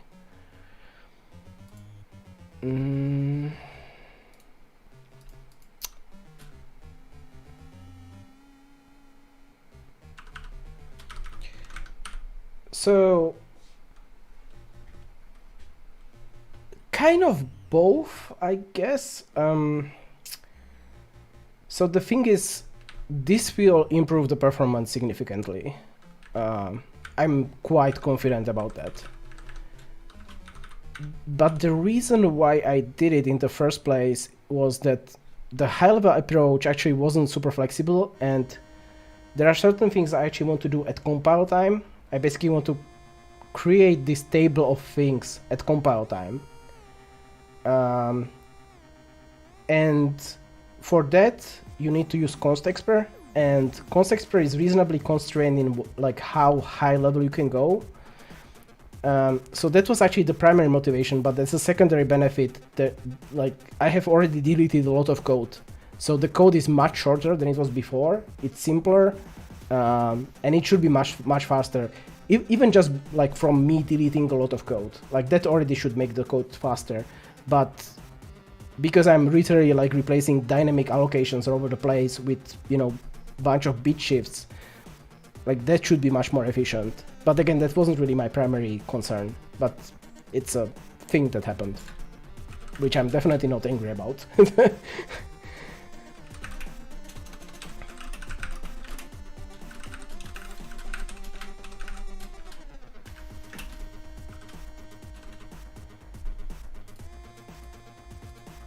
Right.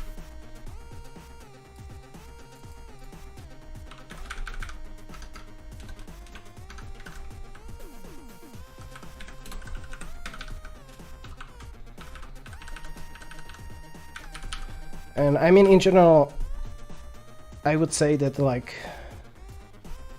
you should always prefer readability of code over everything else. So if you are making an optimization that makes your code harder to understand, like significantly,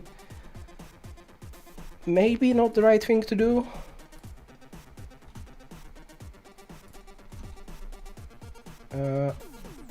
Yeah, my brackets wrong somehow, I think. Wait a second.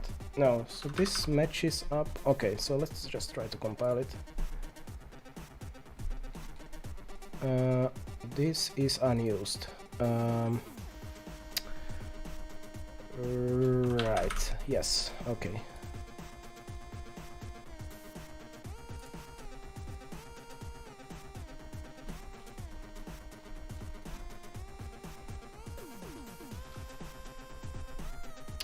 Yeah, I did work for Google. So it wasn't for me. I would formulate it in that way. I got really bored at Google, honestly. The tricky part at Google is, like, Google does a lot of like interesting stuff. Yeah.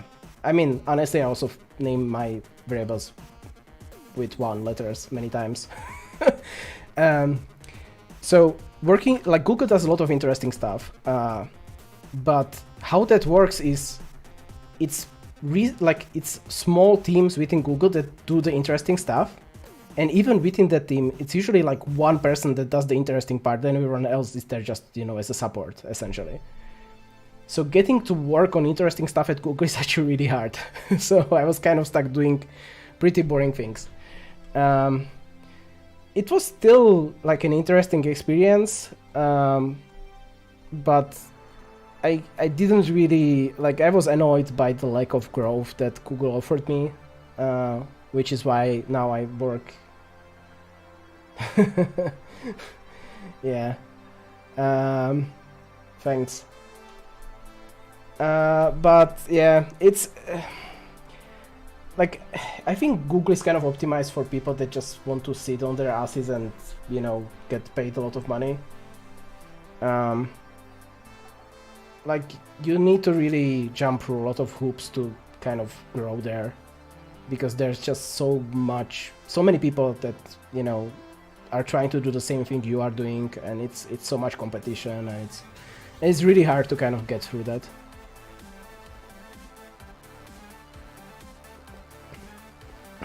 So yeah, now I'm in a startup. It's much different.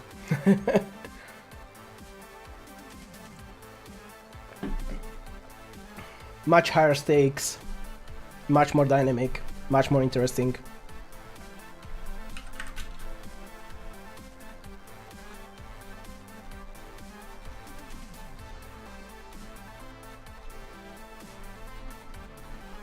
Yeah, I'm, you know,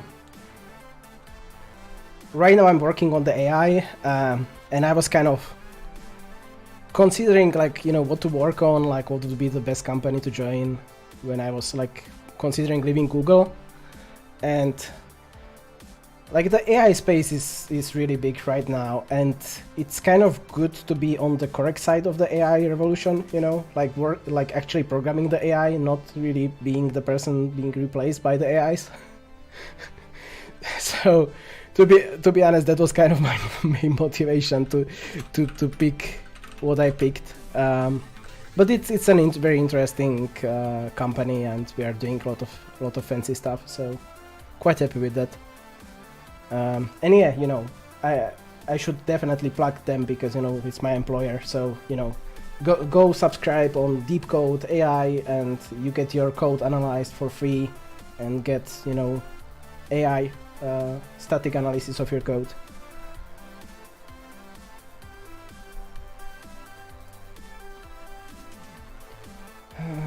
Right, so this will be bit.sets over num lm and size.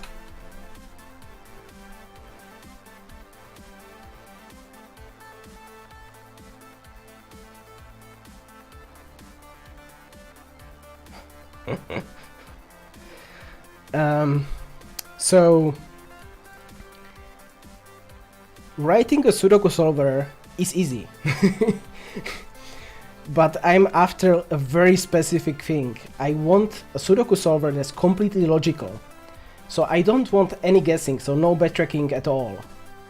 That makes things much more complicated.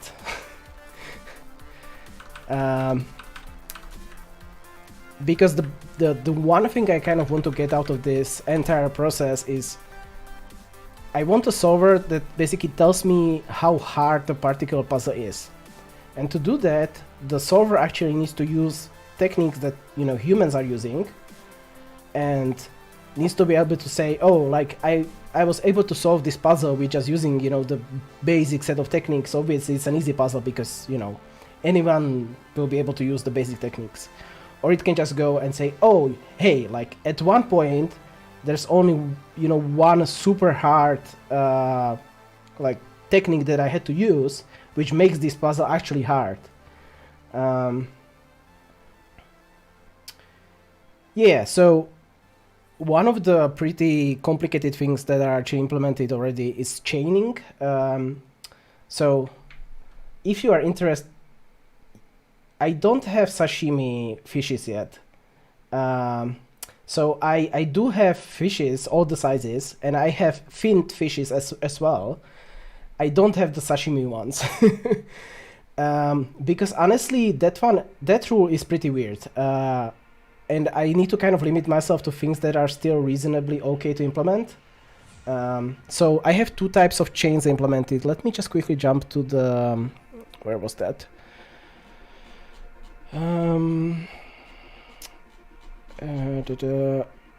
Okay, let me quickly find it. It was, yeah, so I have X chains and XY chains implemented.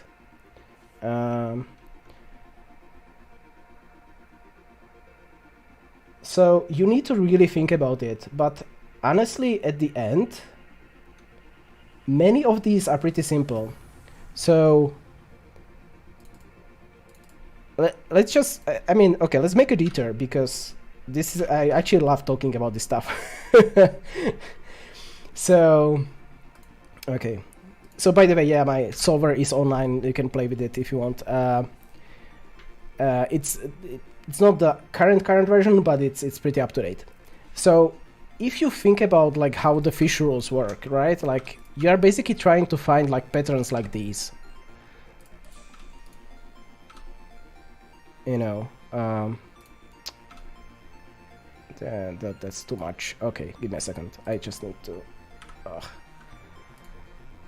Something like that, this, and something like this. Yeah, and sorry, I don't have like a good way to actually delete the container numbers right now. It's limitations of the UI. I'm not a UI developer. But basically, if you think about what you are doing when you are searching for the fish rules, right? You are trying to find a set of rows or columns where the positions of the number you are interested in are constrained within the specific number of columns or rows. You know, always the orthogonal thing, right? So if you think about it, it's just like if you loop over all the sets of rows or columns and check them whether the positions of the number are constrained to a specific number of columns or rows, that's it. And because Sudoku is, the basic Sudoku is just by 9 by 9, it's actually not that many sets. You just need to make sure you generate the sets very quickly, which is the entire point of this big refactoring, that actually, changing it from backtracking to just bit shifts. But all of these things you can actually implement very easily, even if you just do basic backtracking. Like you are just going over all the sets of things and checking if the set has a particular interesting property. And that applies for the fish rules. It applies for if you are searching for groups. That's the same thing. Like if you are searching for, let's say, naked groups. Well, naked groups, it's pretty simple. You are searching for a set of squares where if you just union them together, the number of possibilities within the union of those squares is the same as the number of those squares. And that's already a group immediately. Unioning things together is easy. It's just, if you represent things with bits, you just union it together. That's just bitwise OR, very fast, very easy. So you can just loop through these things super fast. It gets a little bit hairy if you start working with bigger Sudokus because, it's all exponential. Like there's no, you are not really doing anything like, linear or logarithmic or, fast in any way. All of these things are exponential. So the moment you jump to 16 by 16, everything becomes exponentially slower. But it's actually not that hard to implement. You just need to really dig down and figure out what is actually happening in this rule. What's the conditions that I'm trying to search for and across what I'm searching for. And for the chains, that one is actually, it's not exactly doing sets, but if you think about it, the chains kind of work by creating just a graph of things. For each number, you basically create a graph. And then when you are looking for the chains, it's just like a depth-first search. That's all you are doing. So you just, generate a graph and then just run a bunch of depth-first search on top of that. And if you find the interesting sequence of links in between the numbers, you are done. You have a chain. So ultimately, this end up all these solving techniques end up being pretty simple. It's just for some of them you really need to sit down and think about it for a while to figure out like what the heck is actually happening on the like background, you know. In particular, the fin fish was a nightmare. Like that's like one of the most complicated things in my code right now, and I'm still not 100% sure it's actually implemented correctly. But it's there. It seems to work. So.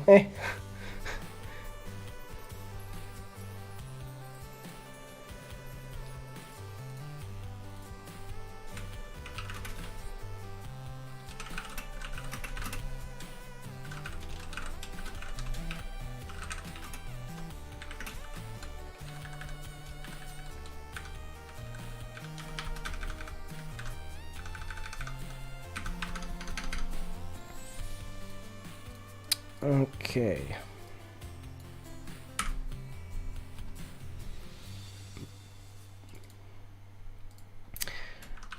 But again, like writing a Sudoku solver is actually pretty simple. You can do it with just, you know, basic set solvers, for example.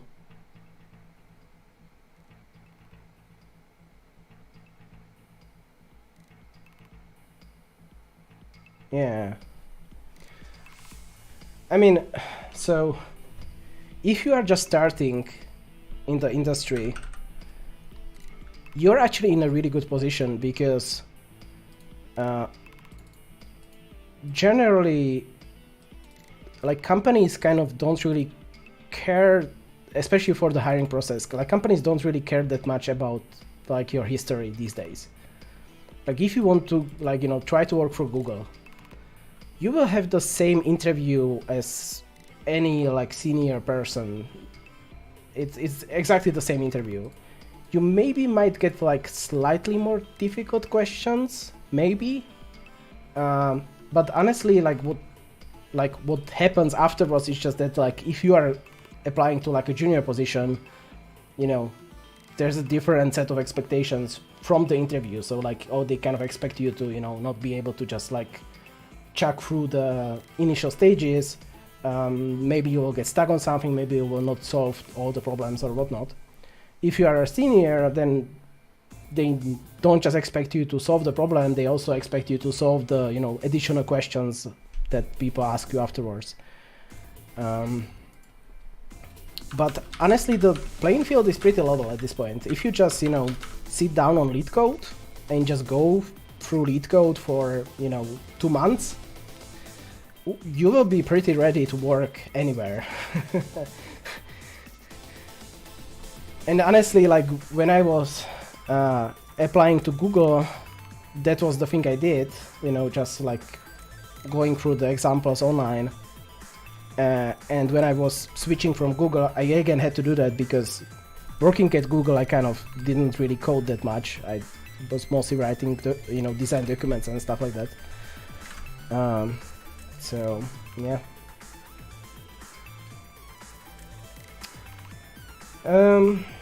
Just do like a good mix of things on lead code, I would say. I think paying for the premium access is pretty good.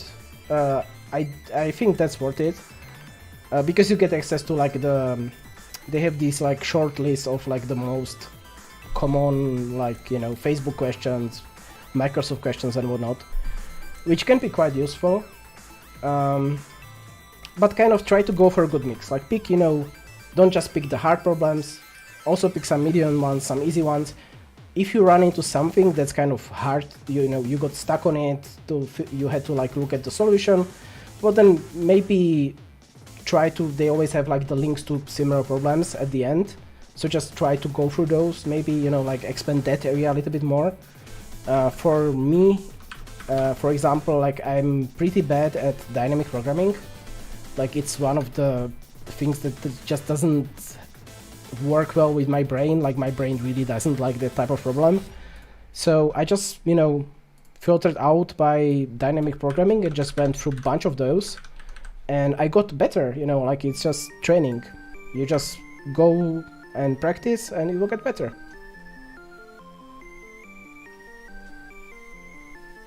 Yeah, I don't know what this is, my brain is just like really not liking those problems for whatever reason. I actually don't know why, but it is what it is. Oh shoot. I have a problem now, I realized.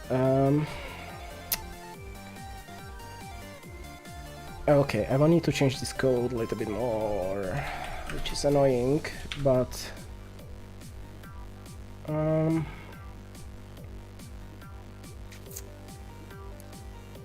yeah. Okay.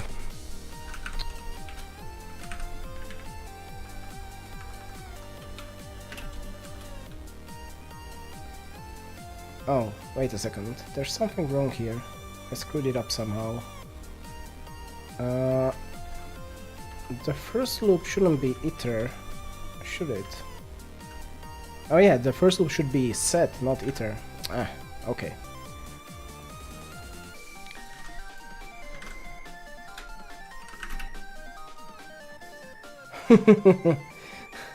No worries. Like again, you know, I am cool. It's always great to have someone to chat with. And again, like this is not. I'm not treating cancer here. You know, if I get distracted a little bit, who cares? I don't care.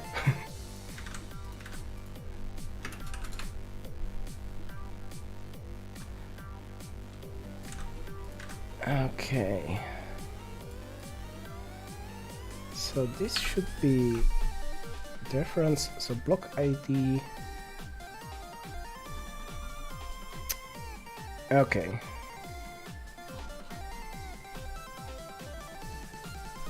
So what I actually need is unsigned orthogonal ID.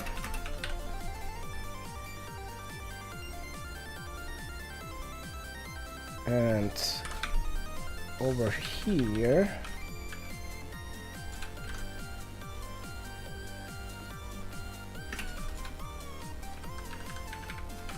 actually store it.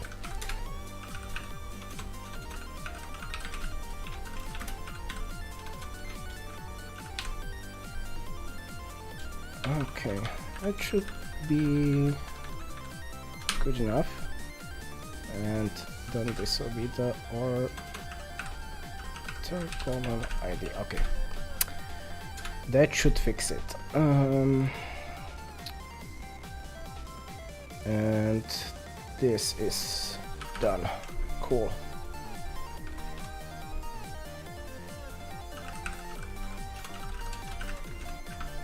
Okay. Right. This should be fine. Okay, so I guess that's good. Okay, let's try again. Okay, I think I'm outside of the core algorithms, but let's just retest them. Standalone, come on. No, still some issue. Invalid argument of unary.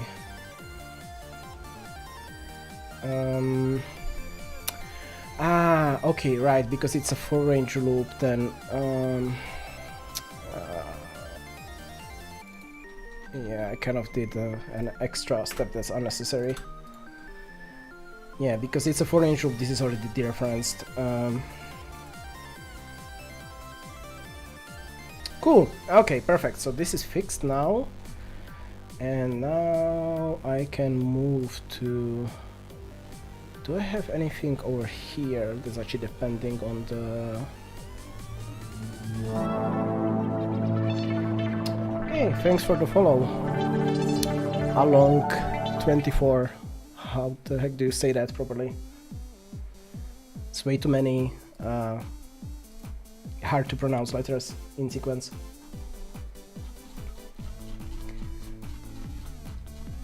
Okay, let's go back to our main big class then, because that's our next big stop that needs to be fixed. Okay. Right, okay, so now here we can start fixing these things finally. It was, yeah, over here, right. So, if I remember correctly, here I'm just trying to iterate over the bits.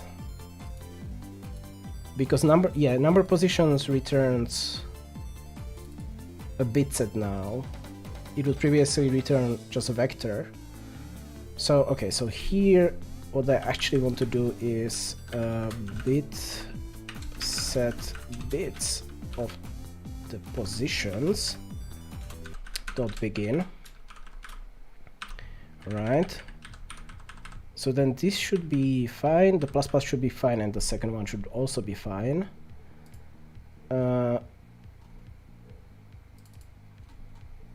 Okay, so if I have more than 2 bits set, what was this actually for?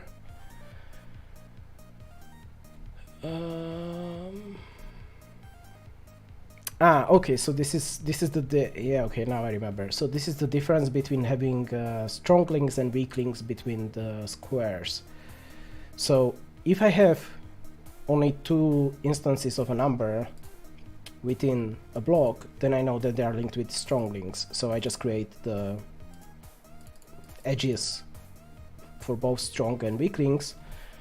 If I have more than 2, they are only linked with weak links.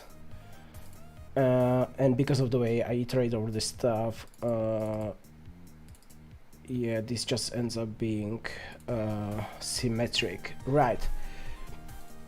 So I guess these both should just be loops over the bits. I think so, right? So this should be bit set bits of positions, and the same idea here, bit set bits of position.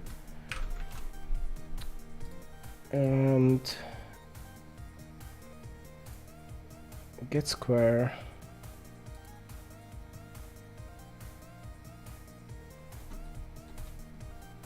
Right, because I removed, okay. No, so let's just do get squares like this and just access it with the subscript. I think that's cleaner. I don't really, because of that, I don't really need to reintroduce a specific get a singular square. Okay, get squares, J, and then just inserting stuff should be fine. Okay, let's just see if now this is okay. This is so annoying that the output doesn't refresh. I'm sure there's a flag for that somewhere, but I just don't know where. Okay, what is this complaining about? Invalid operands to binary expression.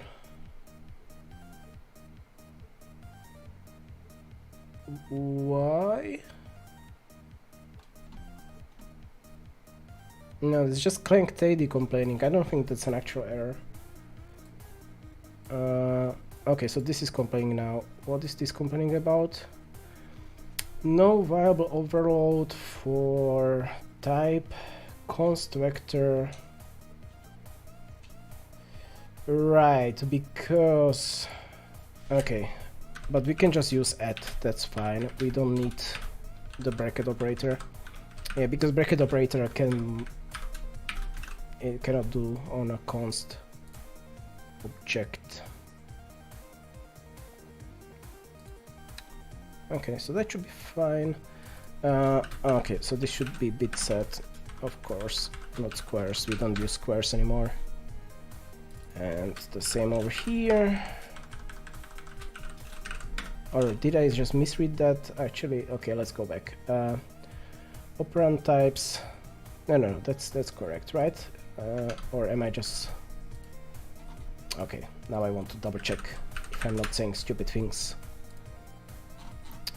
Operator... No, so this should be... Since...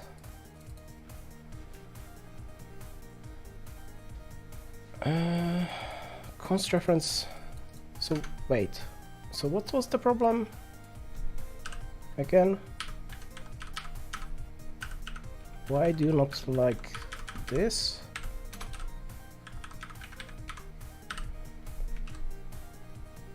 Okay, let's just rerun this again. Is it because of the bit set? No viable overload operator for type const vector bit set. Oh, but now it's just clang tidy. Now it's not a compile error. Okay, that was weird. I'm not quite sure what was the problem there. And yes, unfortunately, no, it's still complaining.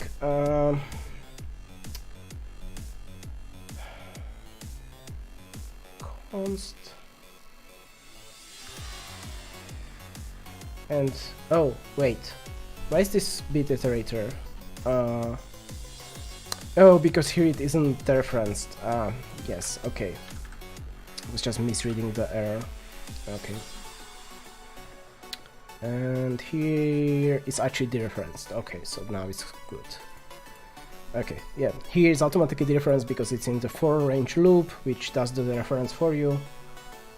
In here I'm just getting the begin, and that one obviously is the actual iterator, not the reference value. Okay.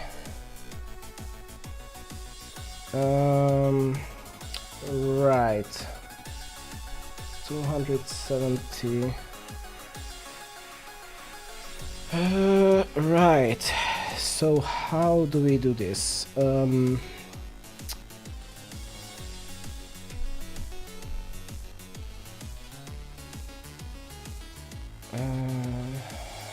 Okay.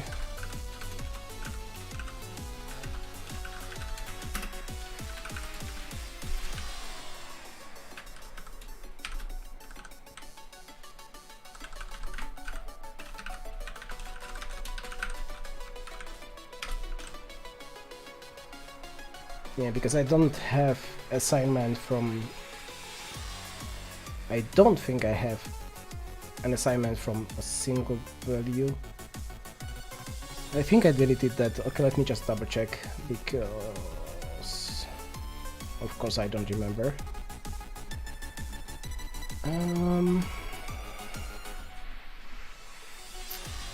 Okay, where's my operator overloads? Okay, so here it starts. So I have minus equals, plus equals, and or minus, and or minus, right. Assignment operator I have only from a bit set. Okay. Which is fine because I have these static factories that create the bit sets that I'm actually interested in. So this is a cleaner approach.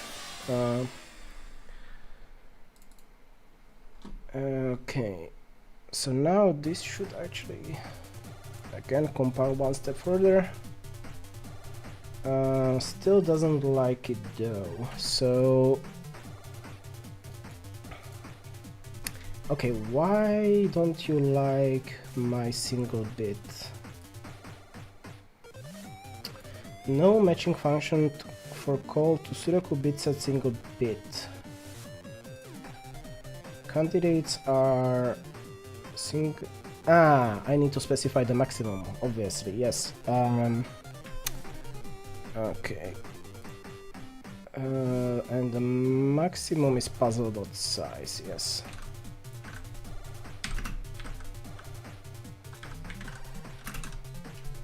Okay.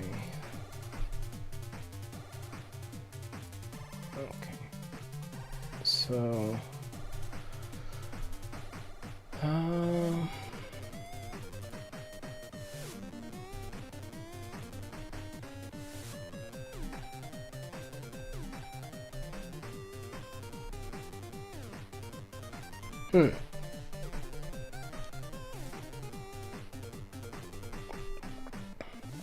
what is this actually doing?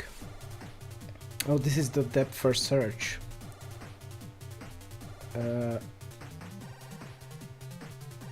Next bit set.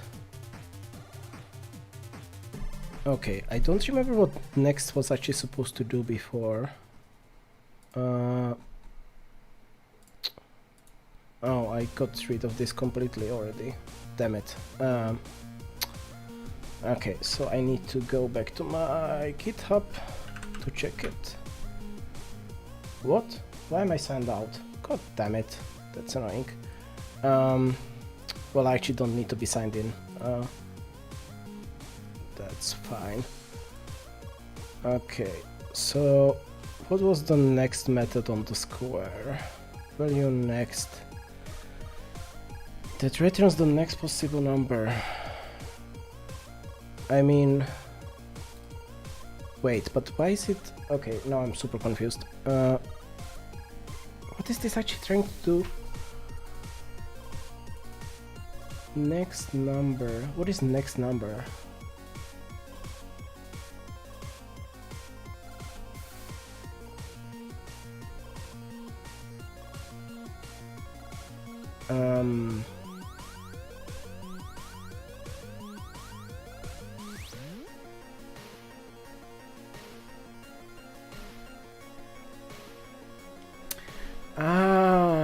Right. Okay, this is this is a pretty ugly hack. Okay. Yeah, this needs much better documentation. This is indeed doing what is the other number in the square, indeed. So... okay. Damn it. How do I do it with my iterators? I guess... Okay, so I can do it...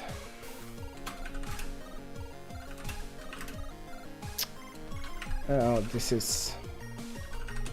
annoying as heck.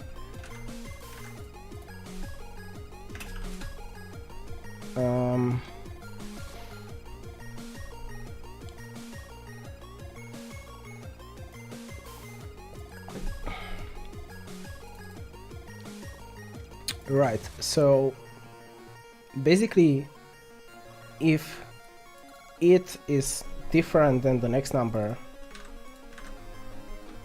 then we just want to break.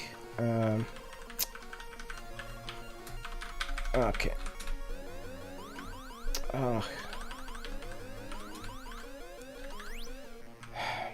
This is such an ugly hack.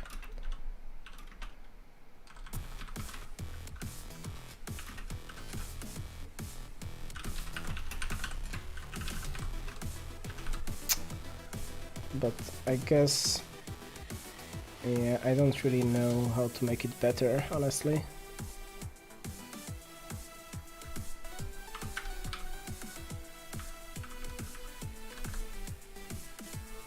Yeah, it's annoying. Like, this would almost call for like a helper method that does this, I guess.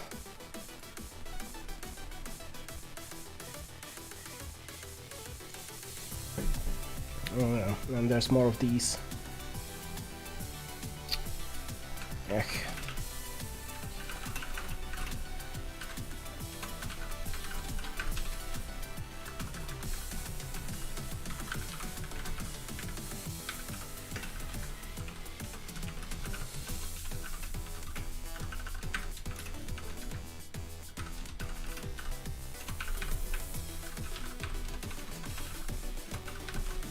Yeah.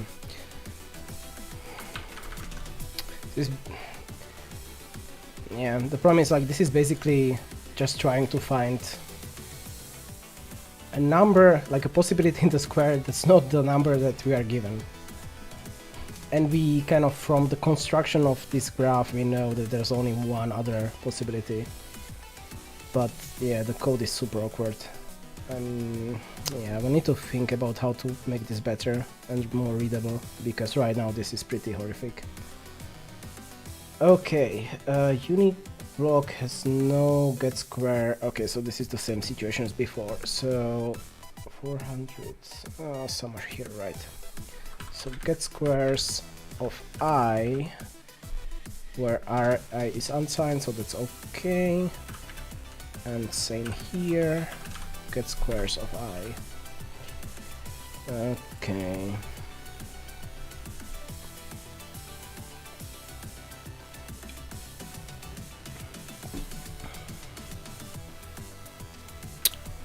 Now I just noticed it's reflecting green so much that it actually gets keyed out. Interesting.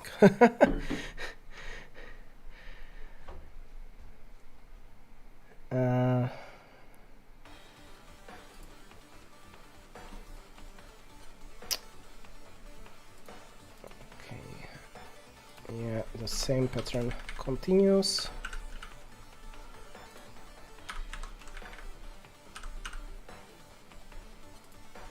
Over here. Perfect. Okay, what is this one? Is a protected member. It is a protected member, but wait a second. Sudoku should be a friend of our class, I think. If it isn't, that needs a fix. Protected. Oh, it isn't. Okay. So friend class Sudoku. Okay.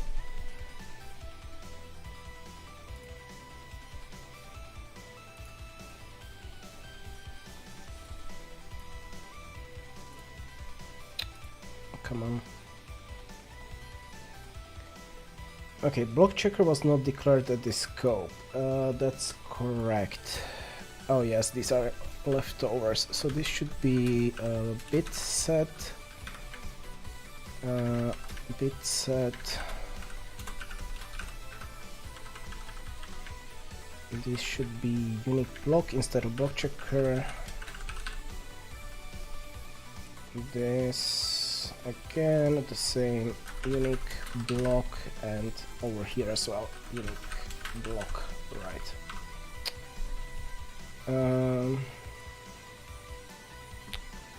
Oh yeah, these are the killer things that I for now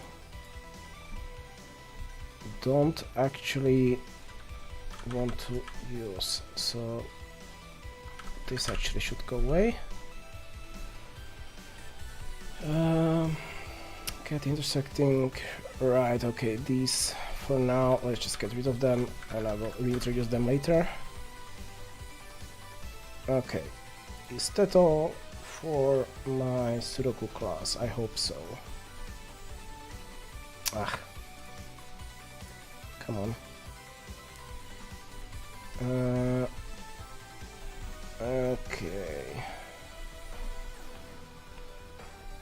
Instantiation of a vector. Where is this? No, it's not this one, I don't think. Line 54.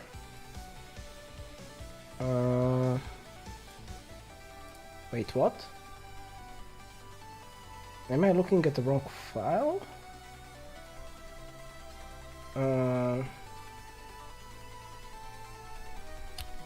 Mplay spec row is complaining because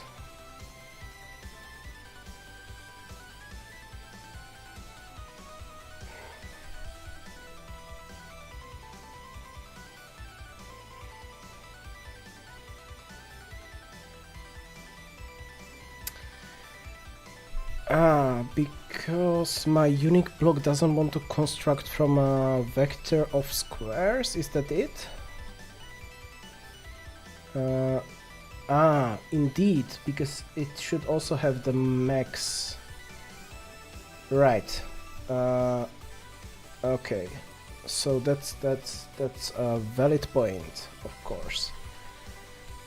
So it should be row and then where's my puzzle here?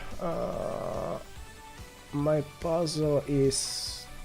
Oh, I'm inside of... Yeah, okay, so this is just this. size. Well, I don't have to use this, obviously. Okay. This should be okay now. And I need to delete this output. Come on, this is so annoying.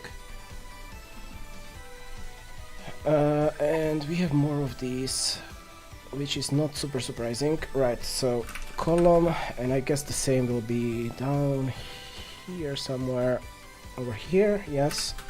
Size. And then over here as well. Right. Okay.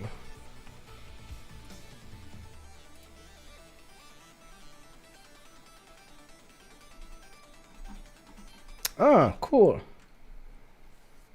We are finally in our, like, not finally, but we just managed to switch into our main, which is good progress, because that means that things are progressing slowly. So member value in, right, because it's no longer value, it's in, come on, code completion, please wake up.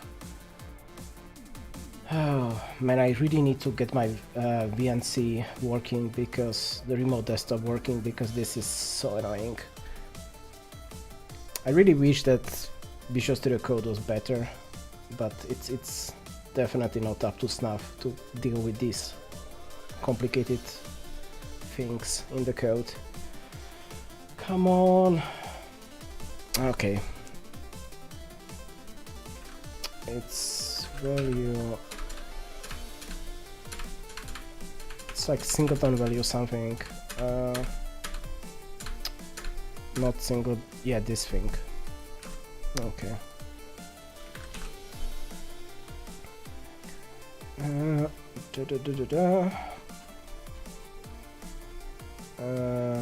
We have some undefined references. Interesting.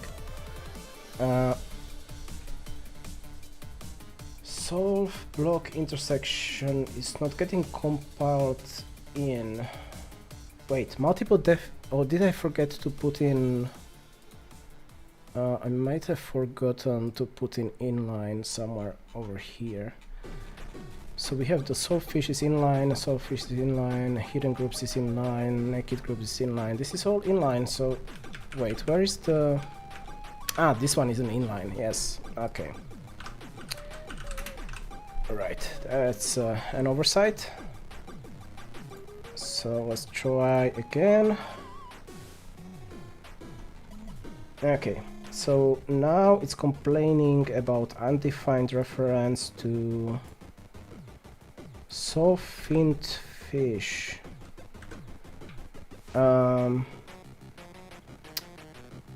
Wait, on Sudoku class.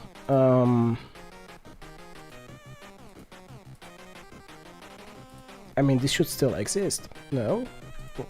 Did I?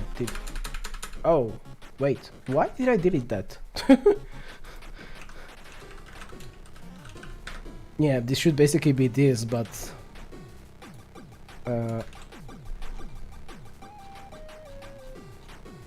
Oh, right. I know why I deleted it. Because... I was missing this thing. Right, I was missing this prune function. Yes, okay.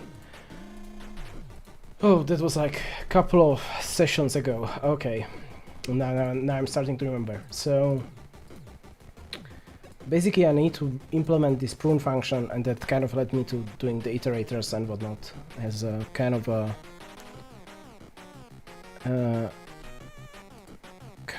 rabbit hole that I ended up in. Right, but in essence,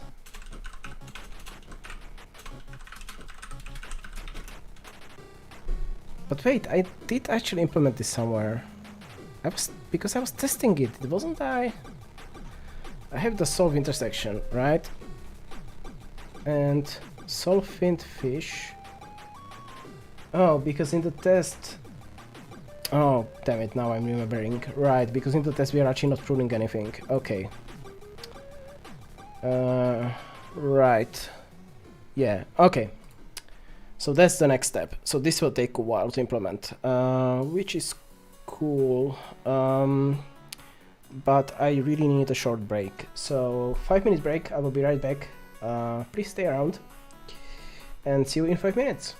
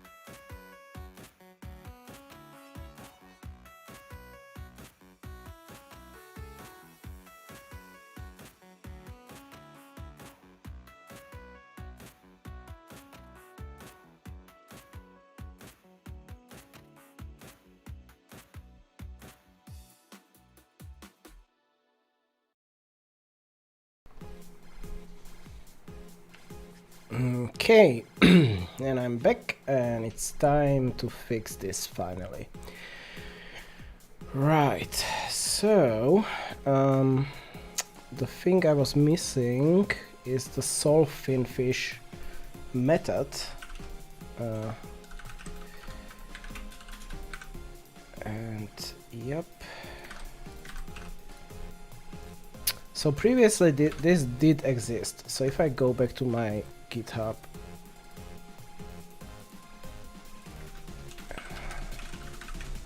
yeah, so it was this crazy complicated thing. Now this is kind of gone.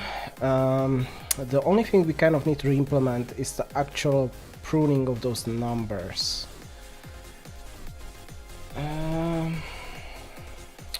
Right. So if I go to the algorithms, so the prune function gets called with the number that we are pruning, the block ID, the orthogonal ID, and then the iter and set, which are basically the rows and columns positions of the fish that we found, right?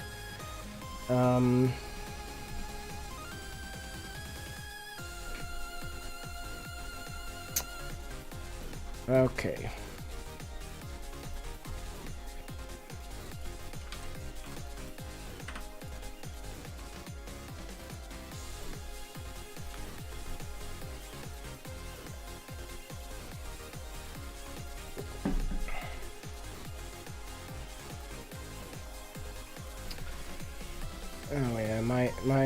editor is really giving up, I think, which is kind of sad.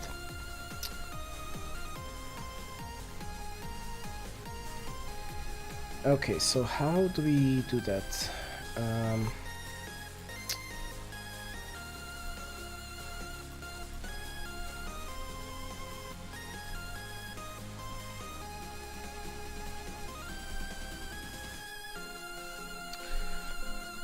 Okay, I'm trying to remember because I was already looking at this before and I just put this down because it was...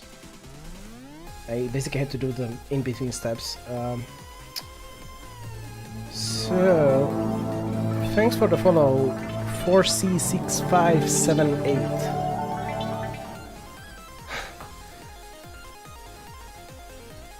Okay.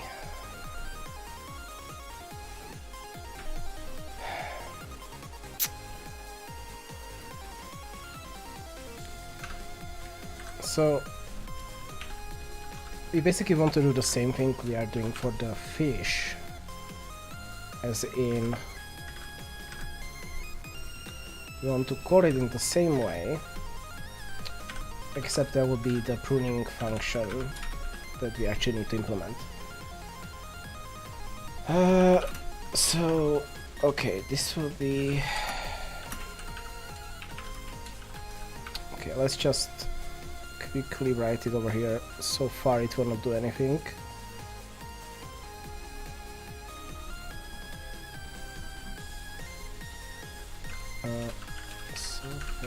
Right.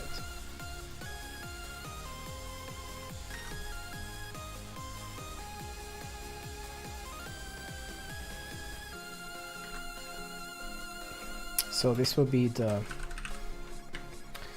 number. This will be... okay, but now this depends...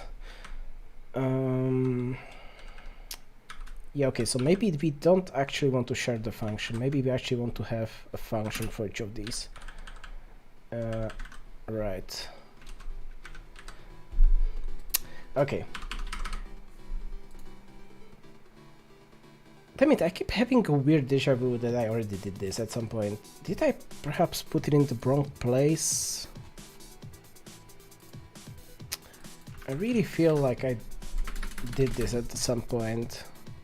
I don't know why. Can I do search? Find in files, yes. Okay, soft finned fish.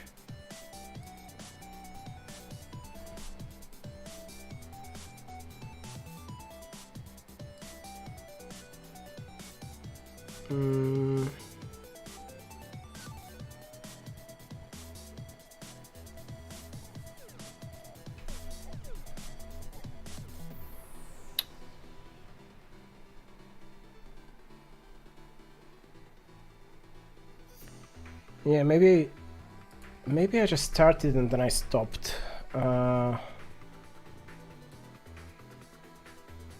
It's just my like short memory is really screwing up with me right now.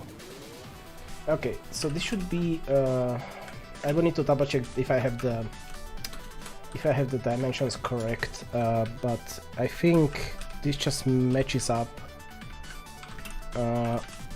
Cause right.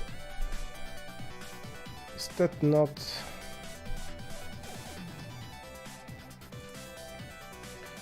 It's the blocks, then the function, and then the size and number.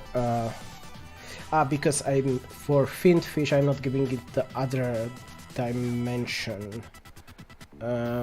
Yes. So that's why it's complaining over here. So this will be just get row blocks, right? Okay. And this will be just get call blocks.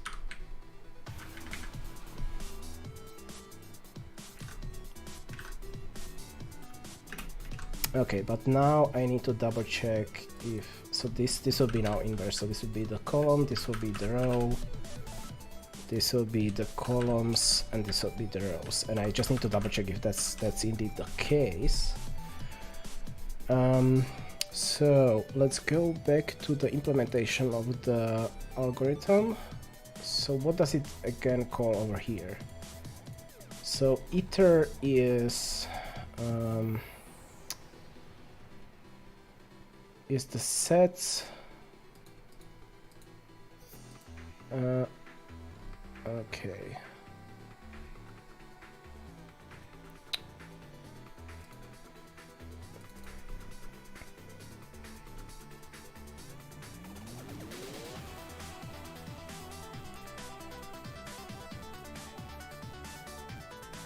Yes, so iter should be whatever the positions inside of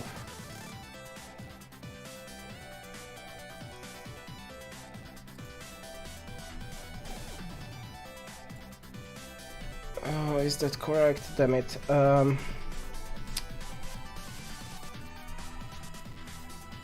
It should be the positions inside of the blocks. So if I put in rows, it should be the rows dimension, I think. Actually, I can just check my test. Why am I doing this in such a complicated way? Right, so here actually rows call, and I'm putting in rows. Yes. And row is 6, column is 1, which is correct because yes, so this is the row 6. Here it's -1 because this is indexed from 0, and then +0, which is the first column. Okay. So yes, I have the dimensions correctly. Now, what do I actually need to do here is... Okay.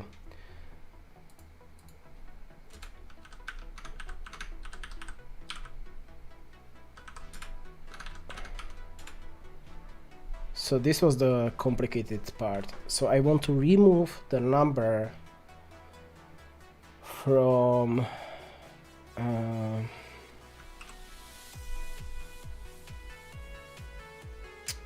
the positions. Okay, I need to draw it again, even though I definitely did this at some point. Okay, so if I have this kind of situation, right? This is a fin of this X-wing, so I would be removing the ones from here. So this would be the final situation. So I want to... yes, now I remember. I ran into the situation where I was basically getting the blocks and then... yeah.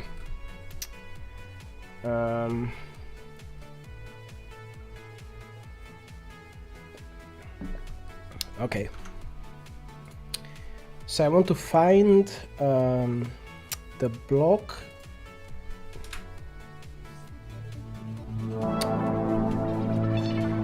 Thanks for the follow, Buckaiser, I guess? Buckaiser 13? Let me know if I'm completely off.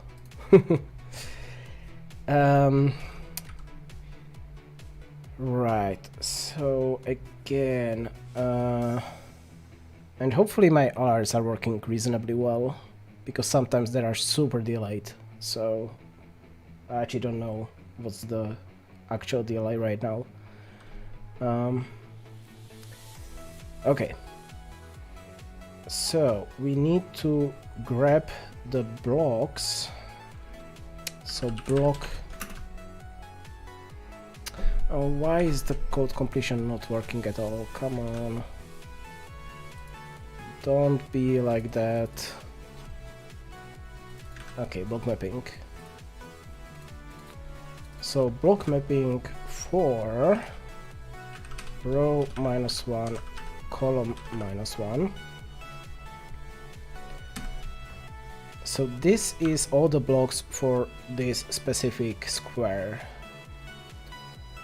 So I want to loop over these.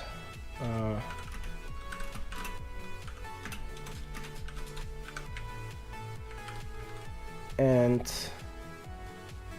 then in this loop, what I want to do is for all the squares inside of this block,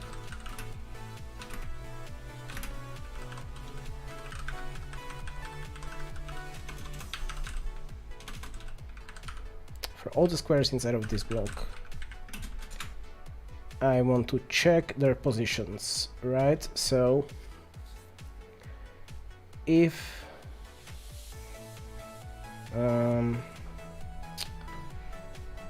and yeah, I definitely remember writing this code already once. I don't know what happened to it. So if the position of the square is within the same column as one of the columns, so that would be for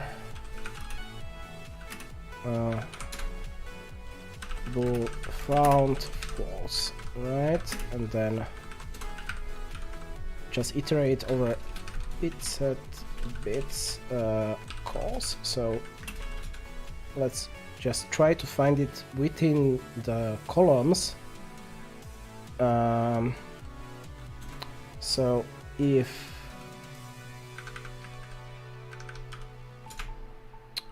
and I guess I can just calculate the column of the square. That will be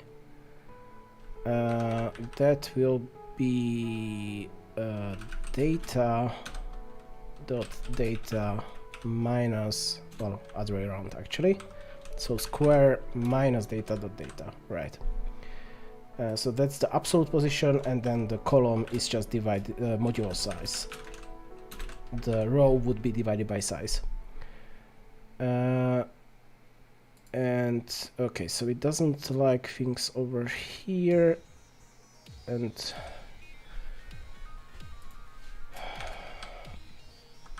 okay, just a second. Bitset and unsigned int, what? Where is the unsigned int coming from? I mean, block mapping, let's quickly just jump here. So this is a vector of vector of vector of unique block. So I should be looping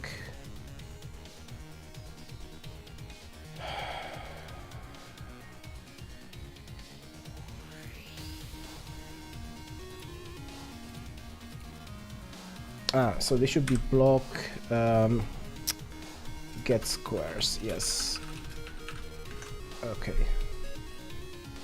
And actually, yes, that's a pointer indeed.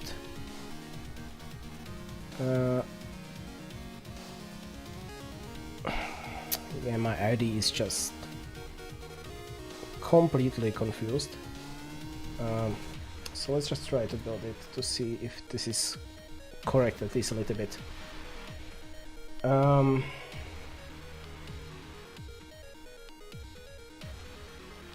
Inside a number shadows a parameter. Oh yes, it does indeed. So let's just call it num. That's okay. So and the central one will be over here. Indeed.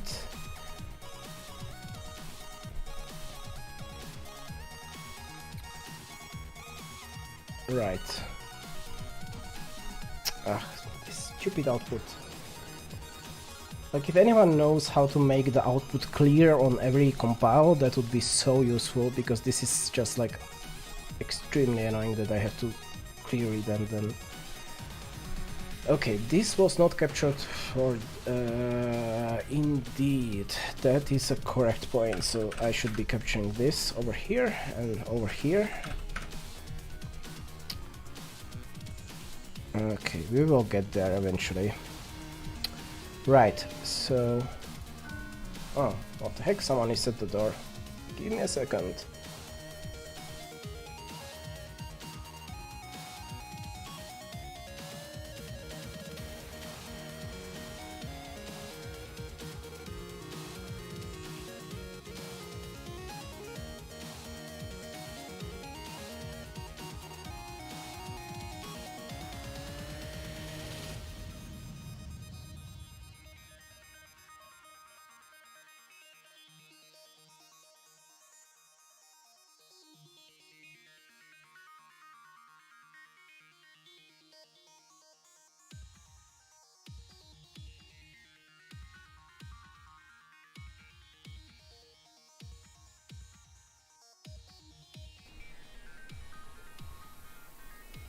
Okay, I think my neighbor lost the keys. What is it complaining about now? Unused variable column. It's just complaining unsigned int. Sure. I mean, this can be static casted. This is fine. Because we know all these numbers are pretty small every time. Right.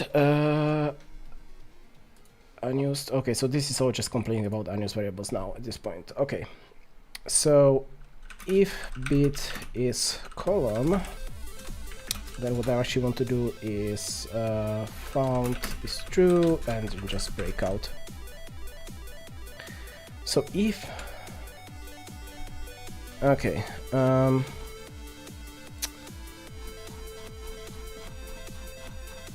it.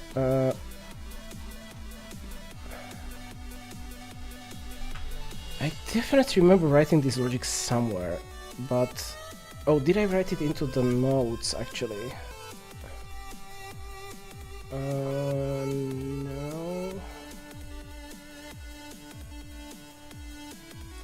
Damn it. Where did I write that code? I didn't just dream about it, I'm sure. I'm sure, like in a previous stream, I was actually going through this code already. So okay, so let's just... I just need to reconstruct it, I guess. Okay, so the logic was that we are looking for numbers that are on one of the columns. So number is on one of the columns. It is not on the row or column of the thing. Not the row or column of the fin. And that was it, right? So we are looking for numbers that share a block with the fin, which is basically what we are looping over. It's just the blocks that encapsulate the fin, and then we want numbers that are on one of the columns but not on the same column and row as the fin. Okay,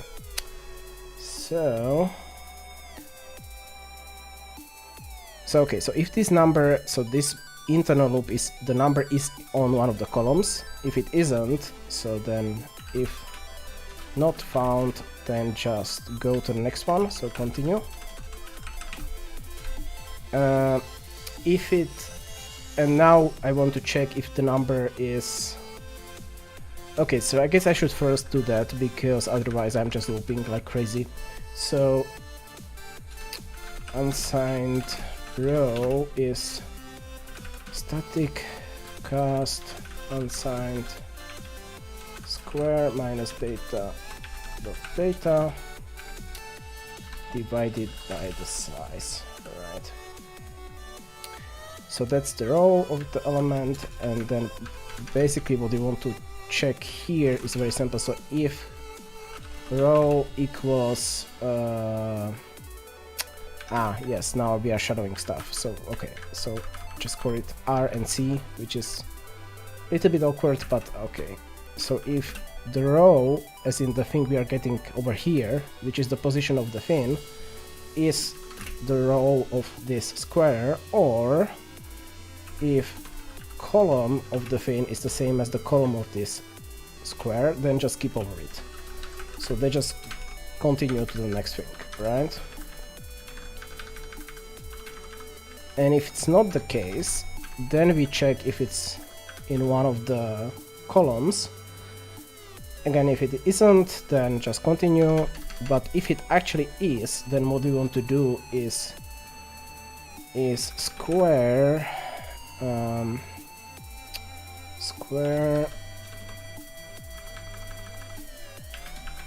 square minus equals num.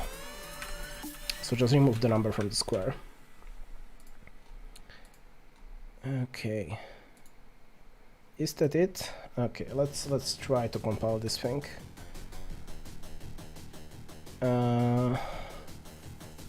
Ah, okay, so now I don't have the column anymore, I just have C. Okay, let's...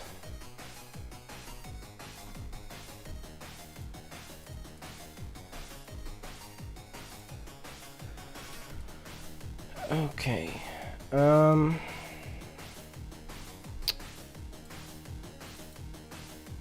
now, right, so this was actually a thing I was considering last time. Do I care if...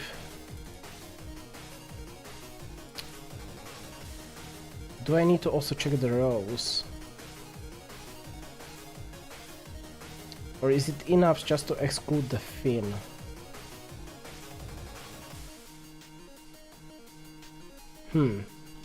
Okay, so that I'm not sure. So we will need to check that. But this should be good enough for now. So I can just copy this here, and the only thing that changes over here is just that it gets flipped. The dimensions get flipped. So get squares, row, column, so this is still the same, except now I want to loop over the rows, and I want to check if the row is the same. And I don't probably need to look at the columns. Okay. That should be fine. So if I do compile it now... Wow, okay. So we actually might be ready to just run it. So let me switch to the terminal that I have somewhere over here. Right.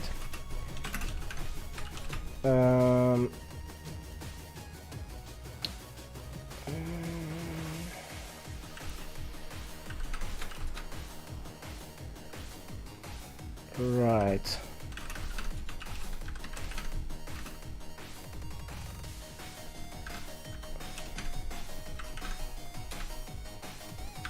Ah, okay. Probably some issues then. Is this one actually...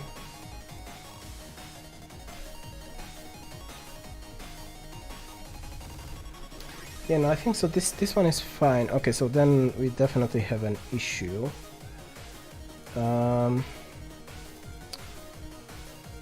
Okay, let's just build everything. Yeah, so there are some other issues. We can actually remove test now because we don't need it anymore. Right, we definitely will have some failing tests. So let's just get the tests in order and try to fix them. Right. Because I'm sure there's some things that are currently broken because of all the changes that I made.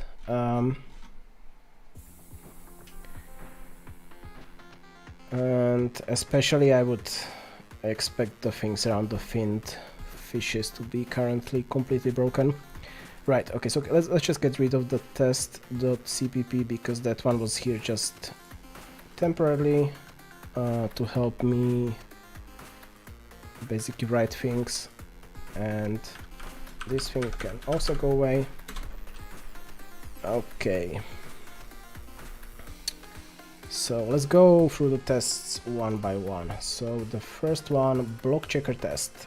Sure, so that was checking block checkers, which is now removed from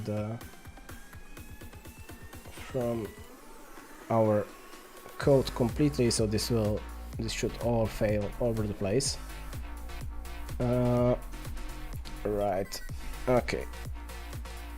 So block checker test, right.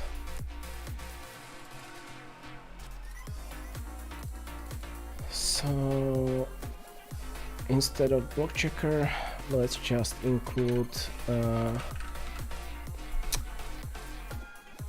do I actually have a test for the unique? I don't think I actually have a test for the unique block as such, which is kind of what the block checker test should kind of transform into. So let's just make a unique block test. And I mean, oops, what happened? Okay, let's just copy this over here for now as inspiration basically, but I will be changing a lot of it because actually my new unique blog has way fewer methods exposed than the previous blog did have, so yes, this should be much easier to actually make sure it's working.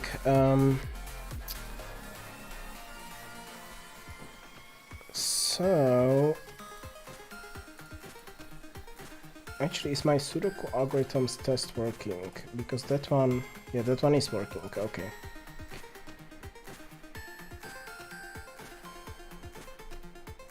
So the block checker test can go away because now I just copied the code into a different thing. So what I need to change? Block checker tests. Right, so instead of this basically,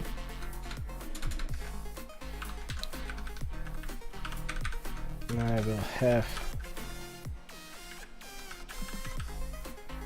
unique block test.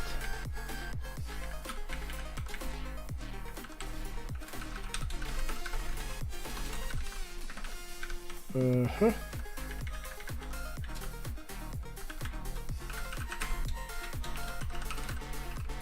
block tests. That should all remain the same. Okay, now I also need to oh, it's tests, not test, right. Block check, okay. So just not that one, damn it.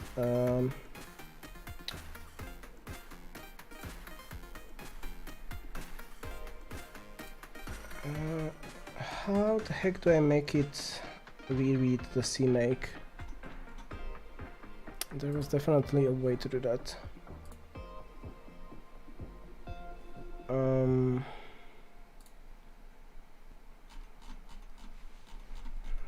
Okay, I guess that also works. Not exactly what I wanted to do, but yeah, now I have the unique block test. Cool. Okay, so now I can play with this alone, which is good. So core unique block dot h. Yes, actually.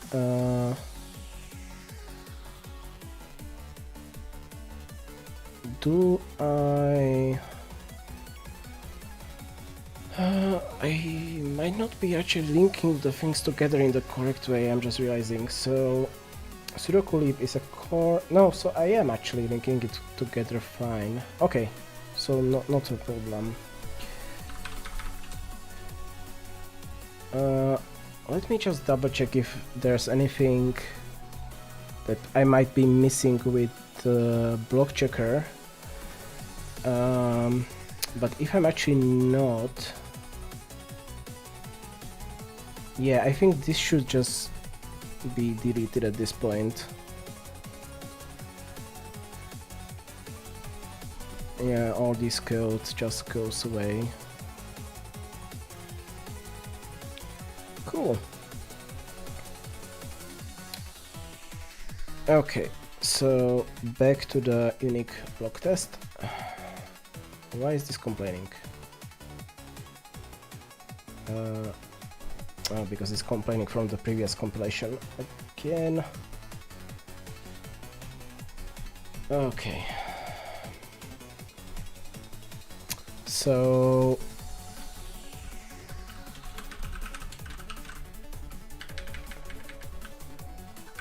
this test was just doing has conflict. Okay.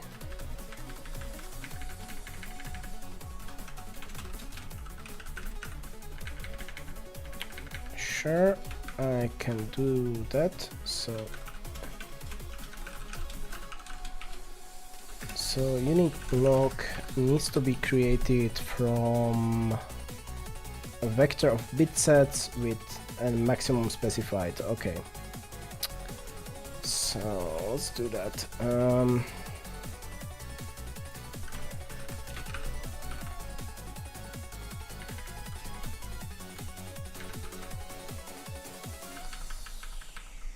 Yeah, okay, so this will be the actual data.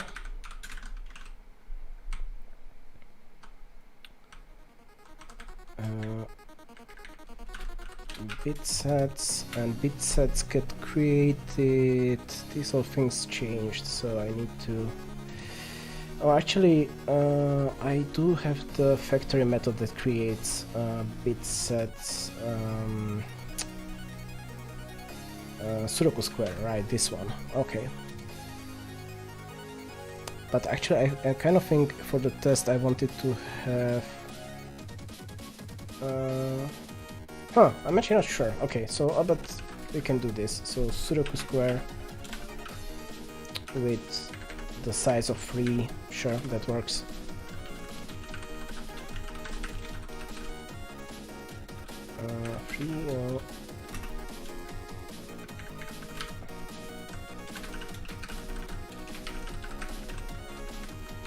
Okay, so this now we basically have a block of 3 elements. We can then create one with the pointers. So this is the actual thing that we will use to initialize the block. Block data. So this will just be a pointer to the first element, the second element, and the third element. Pretty straightforward, and then initializing this is with block data, and the maximum, which is in this case is just 3. Okay.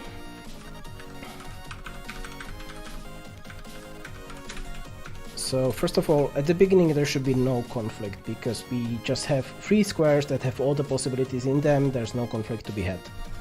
So we should not have any conflict. Now, if we set the data 0 dot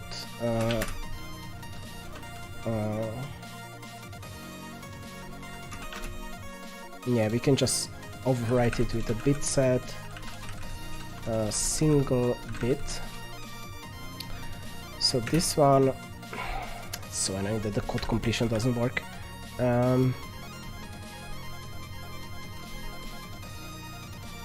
So the method was single bit, I think.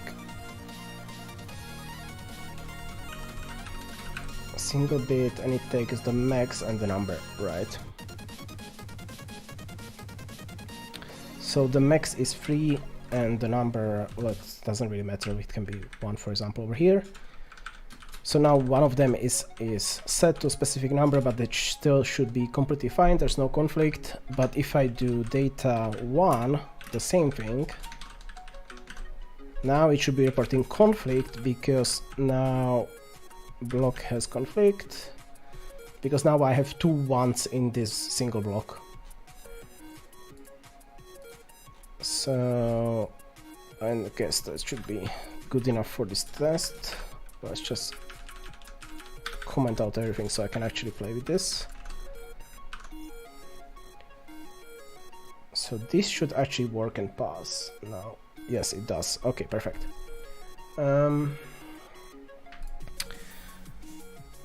Right, then we have the prune. Do I have the prune method on my unique block? I do. Okay. So let's test it.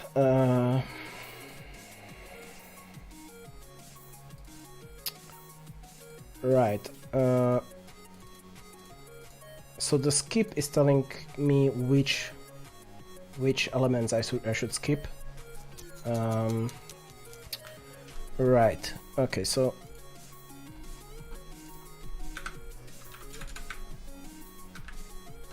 I'm kind of thinking I should create a helper function or like a helper class over here. So let's just do that. So namespace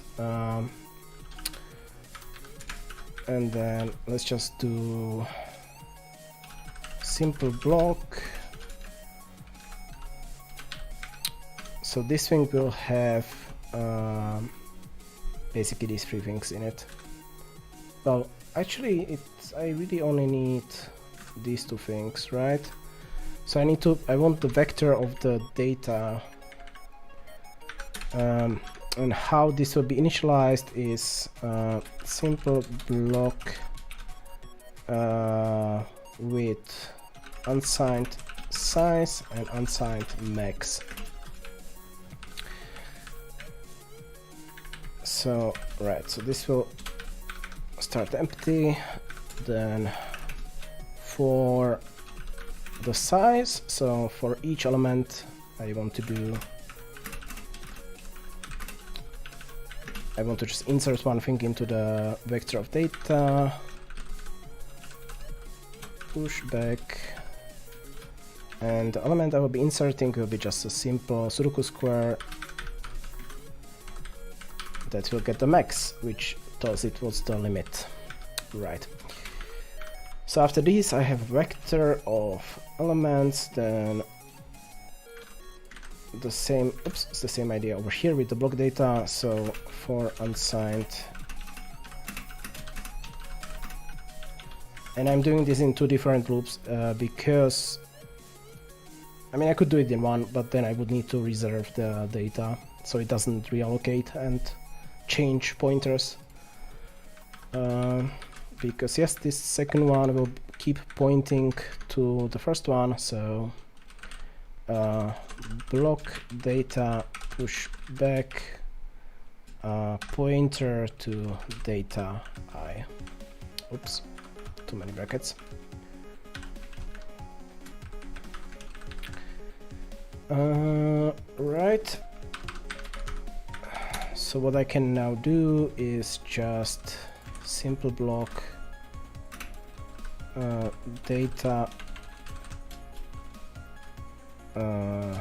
with free U. So this is 3 elements with the maximum of 3, and then I can just do data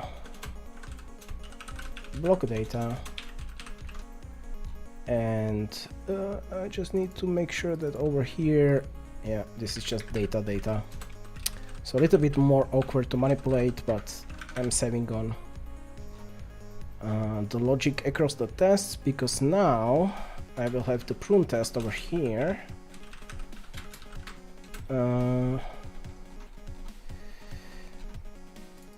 Unique block prune. Okay.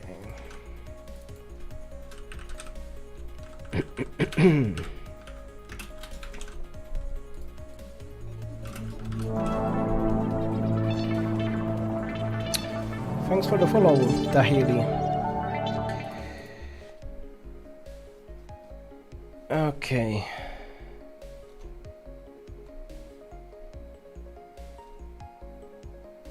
So the prune over here. So we can reuse the simple block.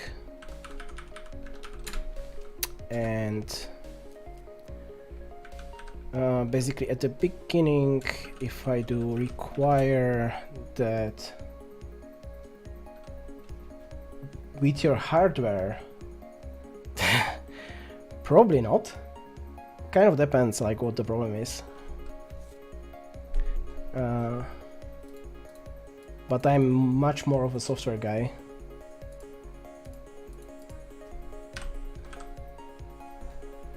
But you know, feel free to try to describe it. Maybe I will know what the problem is. Oh, homework.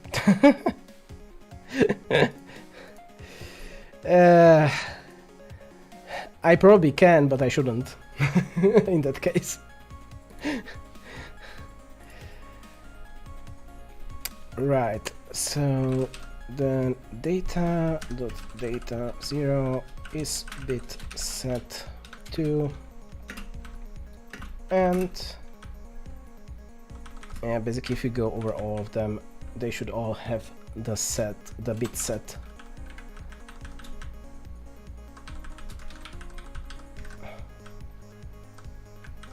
I mean, if you have, you know, like a specific question,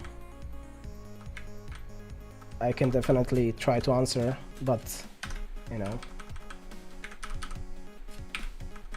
if you don't have any specific question, just like, you know, I have a problem, I want a solution, then probably not.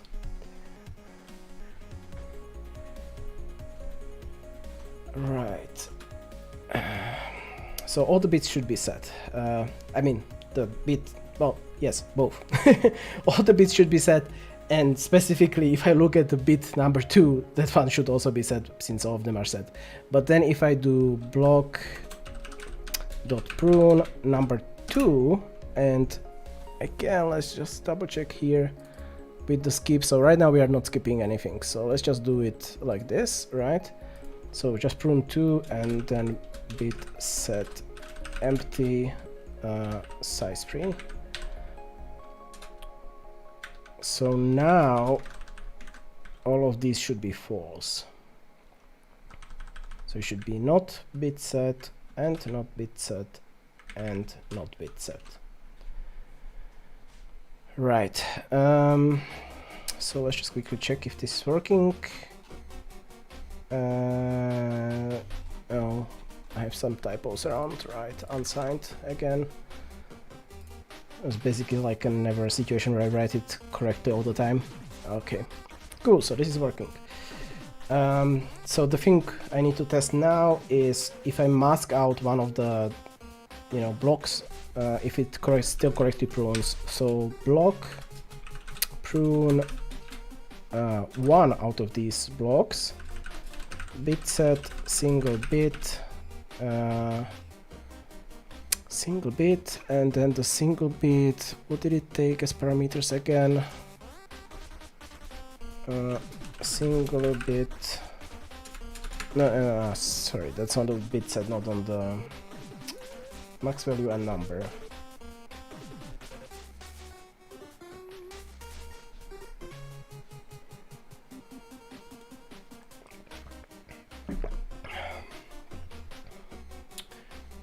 Okay, and I assume that you are getting the cities as like distance between each pair of cities or something like that, or is it just like XY coordinates, or what's the situation?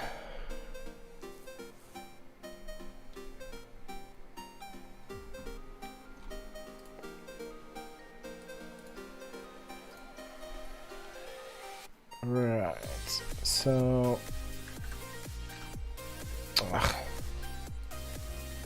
max and number. Okay, so the max is 3u and the number that I want to mask out will be 2. So now it should skip over the second element. So now if I do require and just copy this,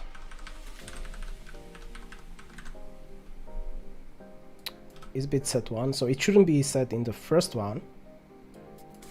It should still be set in the second one, and it shouldn't be set in the third one. So let's just run it if it works, and it does. Cool. So that was the prune, that's working.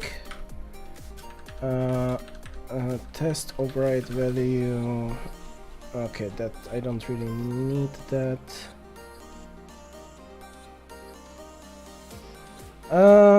It's going. I'm just cleaning up the test to see if everything is working as intended. And I'm sure I have some bugs in the code because, you know, whenever you do big refactoring, things explode.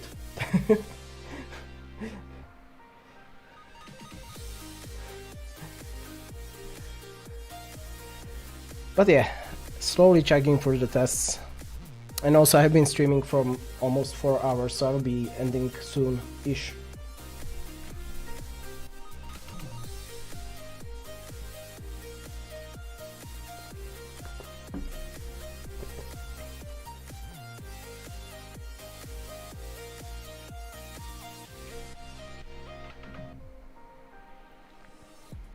Well,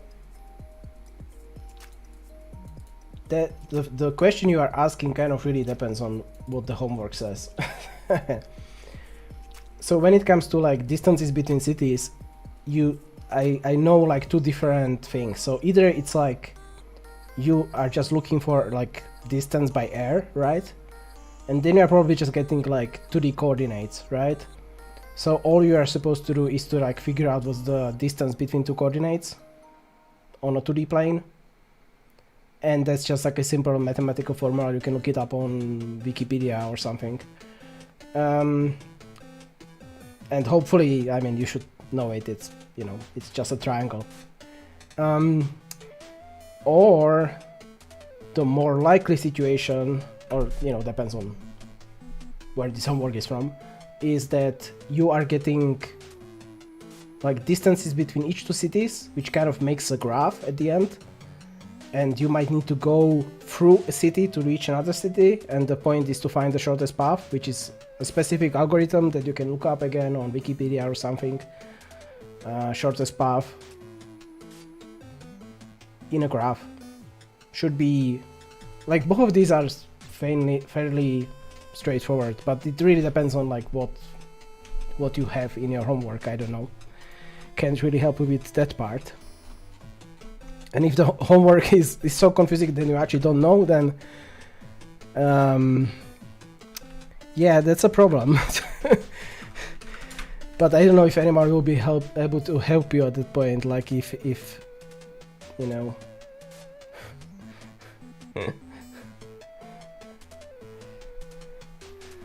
I mean, for the actual algorithms, you know, the language doesn't matter that much, but yeah, who knows. Okay, so what are we testing so far? We have hash conflict test, we have a prune test. So what I'm not testing is number positions, right? Number positions, get square size and max. I guess I should also test that, even though that's very trivial. And is complete block, yes, okay, sure.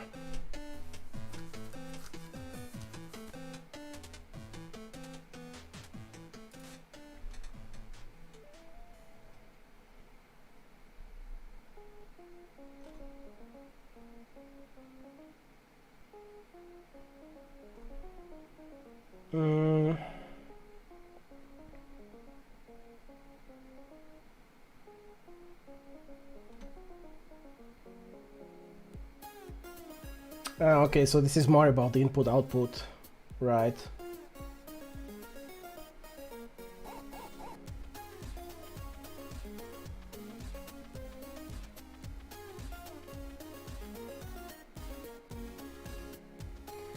Yeah, I think...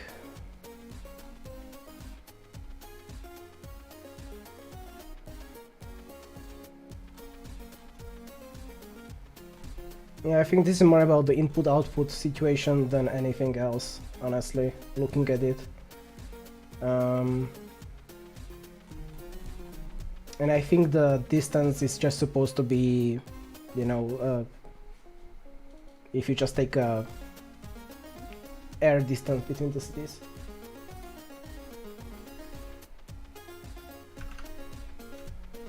So yeah, just read up on how input-output works in C++, IO streams. There should be a lot of fairly reasonable tutorials for that online. Right.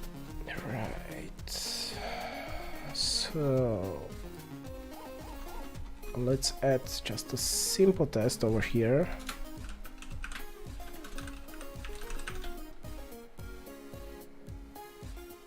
Well, you don't have to set the distance. So if you have 2 points on the plane, right? You know what's their distance in both of those coordinates, like the distance in x and distance in y, and you can just calculate that simply from an you know, 90-degree rectangle.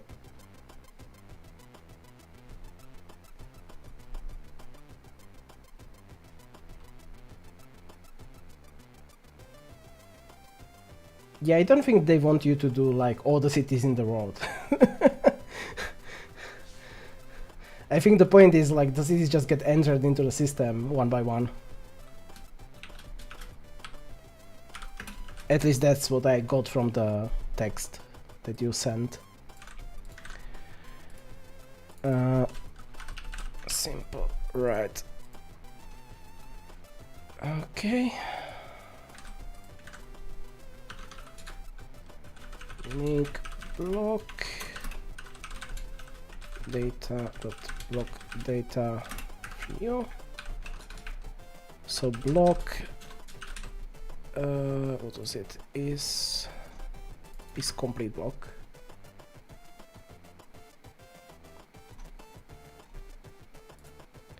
Yeah, I mean, like, I just skimmed it, but it really looks like the point is you are supposed to kind of create a database-like piece of software that people can just enter cities and then ask it to give, you know, distances between cities. I think the, like, inputting the cities one by one or having them in the file somewhere that you just read is kind of the point of the exercise.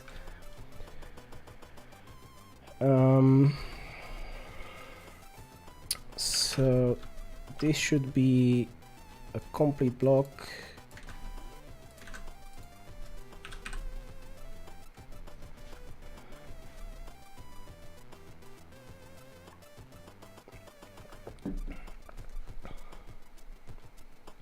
Yeah, no worries.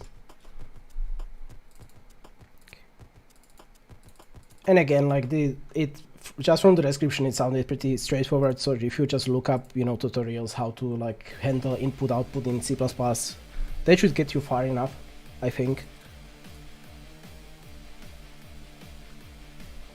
Block is complete block, so it should be definitely complete block. Then the other things were size and max, right? So size and max should just be free.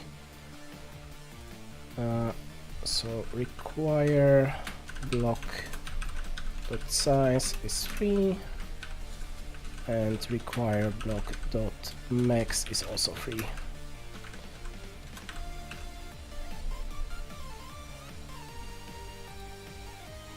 Okay, and the last thing that I wanted to check is the number positions, right? So that was the last missing piece.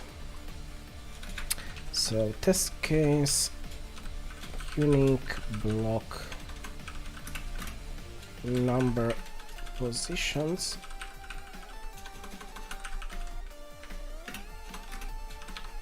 Okay. So how do we make this test? So let's start with a simple situation where like everything is everywhere. So then if I do number positions, so block dot number positions, so it should return a bit set. Well, let's look for the number positions of number 2. So again, this should return all the positions, so all the free positions. So require set dot count possible is free. Is that working? Let's just double check. No, it's not count possible. So what was the method? Count set. Ah, yes. Okay, so count set should be free. Let's double check. Yes, okay, so that's working now. Then just remove it from, so data here minus equals 2, so just remove it from one of them. So then count set should be and then override this.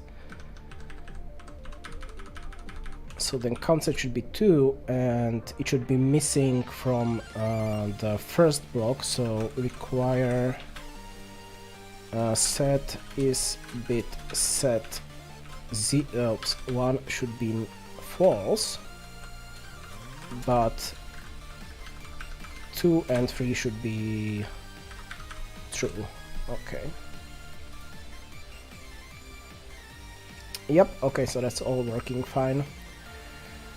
And I think I will wrap up here. We are pretty close to having this working, but I'm pretty tired after the 4 hours of streaming. And yeah, like there's, when I run the big Sudoku stuff. Okay, let's just quickly go here.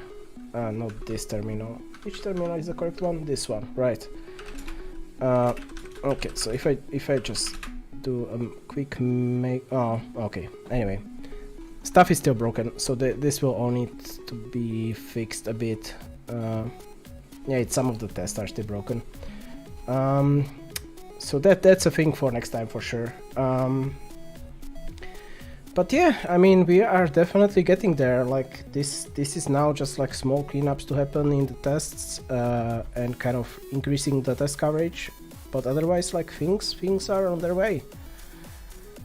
So thanks a lot for watching, and I will be back next weekend again as usual. I stream every weekend, Saturday and Sunday, both of them starting at 2:30 Central European Time. And then just going from there, and usually I stream for around 4 hours. And yeah, thanks for joining and chatting in the chat. See you next time.